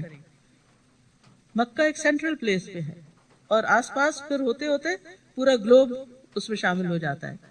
اور جو لوگ آخرت پر یقین رکھتے ہیں وہ اس پر یقین رکھتے ہیں، اس پر ایمان لاتے ہیں، اور جو لوگ آخرت پر یقین رکھتے ہیں وہ اس پر ایمان لاتے ہیں، اس کتاب کو سچا مانتے ہیں، اور وہ اپنی نمازوں کو پابندی سے ادا کرتے ہیں۔ وَهُمْ عَلَىٰ صَلَاتِهِمْ يُحَافِظُونَ۔ تو ایمان والوں کی یہ خاص خوبی اور صفت ہے کہ وہ اپنی نمازوں کی فکر کرتے ہیں۔ اور اس شخص سے بڑھ کر ظالم کون ہو سکتا ہے جس نے اللہ پر بہتان باندھا، یا جس نے کہا کہ میری طرف وحی کی گئی حالانکہ اس کی طرف کچھ بھی وحی نہ کی گئی ہو۔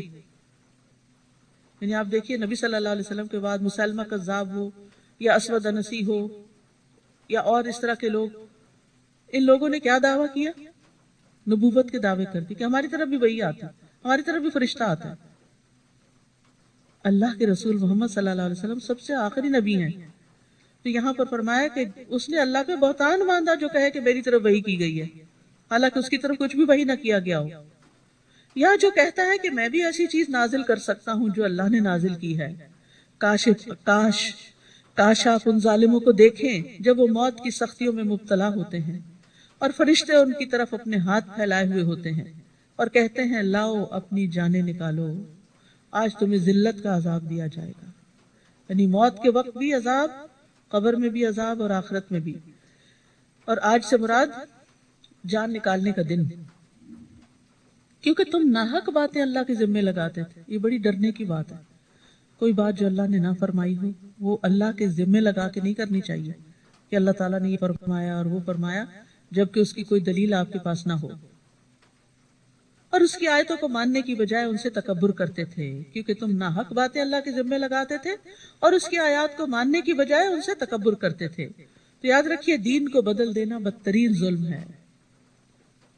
اور یہاں غیر مومن کی موت کا منظر بتایا گیا ہے۔ رسول اللہ صلی اللہ علیہ وسلم نے فرمایا جب کوئی کافر شخص دنیا سے رخصتی اور آخرت پر جانے کے قریب ہوتا ہے تو اس کے پاس آسمان سے سیاہ چہروں والے فرشتے اتر کر آتے ہیں جن کے پاس ٹاٹ ہوتے ہیں اور حد نگاہ تک بیٹھ جاتے ہیں۔ پھر ملک الموت آ کر اس کے سرہانے بیٹھ جاتے ہیں اور اس سے کہتے ہیں کہ اے نفس خبیثہ، اللہ کی ناراضگی اور غصے کی طرف چل۔ یہ سن کر اس کی روح اس کے جسم میں دوڑنے لگتی، بھاگتی ادھر ادھر کہ مجھے نہ پکڑا جائے، اور ملک الموت اسے جسم سے اس طرح کھینچتے ہیں جیسے گیلی اون سے سیخ کھینچی جاتی ہے، سلاخ کھینچی جاتی ہے، اور اسے پکڑ لیتے ہیں۔ فرشتے ایک پلک جھپکنے کی مقدار بھی اسے ان کے ہاتھ میں نہیں چھوڑتے اور ٹاٹ میں لپیٹ کر اوپر لے جاتے ہیں۔ وَلَقَدْ جِئْتُمُونَا فُرَادَىٰ كَمَا خَلَقْنَاكُمْ أَوَّلَ مَرَّةٍ وَتَرَكْتُم مَّا خَوَّلْنَاكُمْ وَرَاءَ ظُهُورِكُمْ وَمَا نَرَىٰ مَعَكُمْ شُفَعَاءَكُمُ الَّذِينَ زَعَمْتُمْ أَنَّهُمْ فِيكُمْ شُرَكَاءُ۔ اور اللہ تعالیٰ فرمائے گا تم ہمارے پاس اکیلے اکیلے ہی آ گئے۔ ہر شخص موت کے بعد اکیلا جاتا ہے، قبر میں اکیلا ہی ہوتا ہے۔ جیسا کہ ہم نے تمہیں پہلی بار پیدا کیا تھا اور جو نعمتیں ہم نے تمہیں عطا کی تھی وہ اپنے پیچھے چھوڑ آئے ہو، مال و دولت، اولاد، گھر بار، رزق روزی کے سامان، جیولری، کپڑے، ہر چیز پیچھے ہی رہ گئی۔ ہم تمہارے ساتھ تمہارے وہ سفارشی بھی نہیں دیکھ رہے جن کے متعلق تمہارا خیال تھا ہمارے معاملات میں وہ اللہ کے شریک ہیں، یعنی ان کا بھی کچھ بس چلتا ہے۔ اب تمہارے درمیان رابطہ کٹ چکا ہے، وہاں نہ کوئی فون کال ہوگی اور نہ ہی کوئی اور بندہ پیسنجر ہوگا، جاؤ ان لوگوں کے پاس جن کے اوپر مجھے بڑا سہارا تھا کہ وہ یہاں آ کے بھی مجھے چھڑائیں۔ کیونکہ دنیا میں کچھ لوگوں کا طریقہ کہ کوئی مشکل آئی گئے پیر صاحب کے پاس، بزرگ کے پاس، اور کہا آپ ہمیں اس مشکل سے نکالیں۔ مرنے کے بعد کوئی نہیں نکالے گا، اور دنیا میں بھی صرف اللہ ہی نکالتا ہے۔ اور تمہیں وہ باتیں ہی بھول گئی جو تم گمان کیا کرتے تھے۔ تو یہ ایک بڑی تلخ حقیقت ہے کہ ہر انسان کو اکیلے اللہ کے حضور حاضر ہونا، نہ ساتھ گھر والے ہیں، نہ مال ہے، نہ اولاد ہے، نہ دوست ہیں، نہ رشتہ دار ہیں۔ نبی صلی اللہ علیہ وسلم نے فرمایا ہر فرد سے اللہ قیامت کے دن اس طرح کلام کرے گا کہ اللہ کے اور بندے کے درمیان کوئی ترجمان نہیں ہوگا۔ پھر وہ دیکھے تو اس کو اپنے آگے کوئی چیز نظر نہیں آئے گی، پھر وہ اپنے سامنے دیکھے گا تو اس کے سامنے آگ ہوگی۔ بس تم میں سے جو شخص بھی آگ سے بچنے کی استطاعت رکھتا ہے وہ آگ سے بچے، خواہ کھجور کے ایک ٹکڑے کے ذریعے کیوں نہ ممکن ہو، وہ بھی صدقہ کر کے بچ سکتے ہو اگر اللہ کے لیے کرتا ہے انسان تو۔ بے شک اللہ ہی دانے اور گٹلی کو پھاڑنے والا ہے، وہ مردہ سے زندہ کو اور زندہ سے مردہ کو نکالنے والا ہے۔ کام تو اللہ کرتا ہے، پھر تم کہاں سے بہکائے جاتے ہو؟ وہ صبح کی روشنی کو نکالنے والا ہے، ہر روز صبح ہوتی ہے آپ دیکھتے ہیں ونڈو کے باہر نیا دن نکل آتا ہے، یہ تبدیلی اللہ نے پیدا کی، کسی انسان کی پیدا کی ہوئی نہیں ہے۔ اسی نے رات کو باعث آرام بنایا اور سورج اور چاند کو مقررہ حساب کے مطابق چلایا، اور یہ سب کچھ اس زبردست قوت والے اور سب کچھ جاننے والے کے اندازے کے مطابق ہے۔ وہی تو ہے جس نے تمہارے لیے ستارے پیدا کیے تاکہ تم ان سے بحر و بر کی تاریکیوں میں راستہ معلوم کر سکو۔ ہم نے یہ نشانیاں کھول کھول کر بیان کر دی ہیں ان لوگوں کے لیے جو ان کا علم رکھتے ہیں۔ تو یاد رکھیے کہ ستارے انسانوں کے بنائے گئے ہیں۔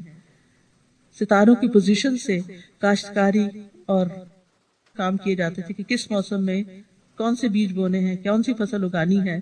پہلے زمانے میں سائنس نے اتنی ترقی تو نہیں کی ہوئی تھی اور لوگوں کے تجربات اور مشاہدات بھی اتنے نہیں تھے۔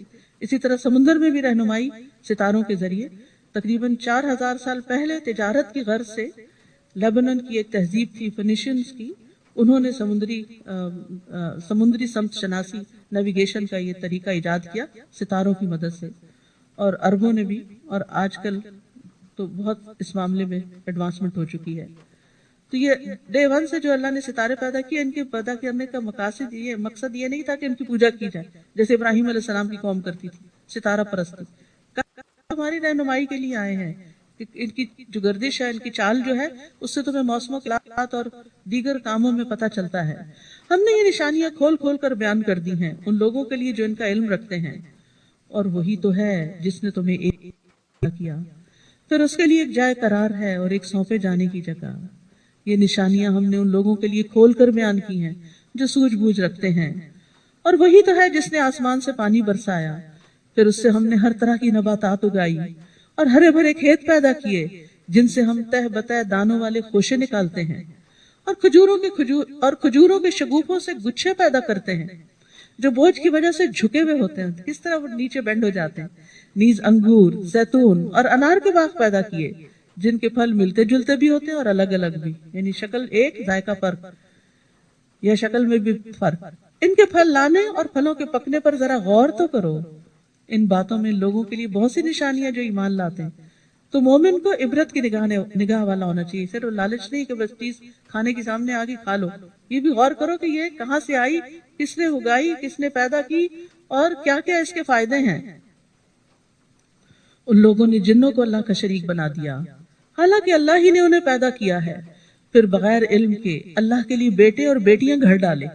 جو کچھ یہ لوگ بیان کرتے ہیں اللہ اس سے پاک اور بہت بلند ہے، وہ آسمانوں اور زمین کو ایجاد کرنے والا ہے، اس کی اولاد کیسے ہو سکتی، اس کی بیوی ہی نہیں، اس نے تو ہر چیز کو پیدا کیا، وہ ہر چیز کو جاننے والا ہے۔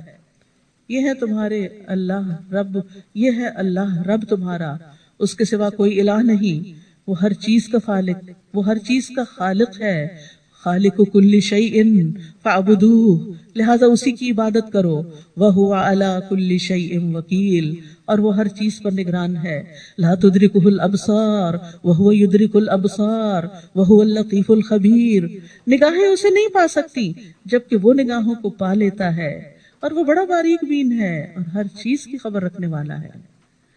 تمہارے رب کی طرف سے بصیرت افروز دلائل آ چکے ہیں، اب جو شخص بصارت سے کام لے گا تو اس کا اپنا ہی بھلا ہے، اور جو اندھا بنا رہے گا اس کا نقصان بھی وہی اٹھائے گا، اور میں تم پر محافظ نہیں ہوں۔ اور اسی طرح ہم اپنی آیات کو مختلف پیراؤں میں بیان کرتے ہیں، اور اس لیے کرتے ہیں کہ منکرین حق یہ نہ کہنے لگے کہ تم نے کسی سے پڑھ لیا ہے، اور اس لیے بھی کہ جو اہل علم ہیں ان پر آیات کو واضح کر دیں۔ آپ اس وحی کی پیروی کیجئے جو آپ کی طرف آپ کے رب کی طرف سے نازل ہوئی ہے کہ اللہ کے سوا کوئی الہ نہیں، اور مشرکوں سے کنارہ کیجئے، یعنی ان کی بات نہ مانیے، اور اگر اللہ چاہتا تو یہ لوگ شرک نہ کرتے، اور ہم نے آپ کو ان پر محافظ نہیں بنایا، نہ ہی آپ ان کے ذمہ دار ہیں۔ اے مسلمانوں، یہ لوگ اللہ کے سوا جن کو پکارتے ہیں انہیں گالی نہ دو، یعنی مشرکین کے بتوں کو برا بھلا نہ کہو، ورنہ یہ لوگ جہالت کی وجہ سے چڑھ کر اللہ کو گالی دیں گے اور سبب تم بن جاؤ گے۔ اسی طرح ہم نے ہر گروہ کے عمل کو خوشنما بنا دیا، پھر انہیں اپنے رب کی طرف لوٹ کر جانا ہے، تو جو کچھ یہ کرتے رہے اس کی انہیں وہ خبر دے گا۔ اور یہ لوگ اللہ کی پکی قسمیں کھاتے ہیں کہ اگر ان کے پاس معجزہ آ جائے تو وہ اس پر ضرور ایمان لے آئیں گے۔ آپ انہیں کہیے کہ معجزے تو اللہ کے پاس ہیں اور تمہیں کیسے سمجھایا جائے کہ اگر کوئی معجزہ آ بھی جائے تب بھی یہ ایمان نہیں لائیں گے، یہ ماننے والے نہیں، یہ تو صرف بہانہ ہے، ٹالنے کی بات ہے۔ وَنُقَلِّبُ أَفْئِدَتَهُمْ وَأَبْصَارَهُمْ كَمَا لَمْ يُؤْمِنُوا بِهِ أَوَّلَ مَرَّةٍ وَنَذَرُهُمْ فِي طُغْيَانِهِمْ يَعْمَهُونَ، اور ہم ان کے دلوں کو اور ان کی آنکھوں کو ایسے ہی پھیر دیں گے جیسے وہ پہلی بار بھی اس قرآن پر ایمان نہیں لائے، اور انہیں ان کی سرکشی میں ہی بھٹکتے چھوڑ دیں گے۔ اللہ تعالی ہمیں اس سے محفوظ رکھے۔ وآخر دعوانا ان الحمد للہ رب العالمین۔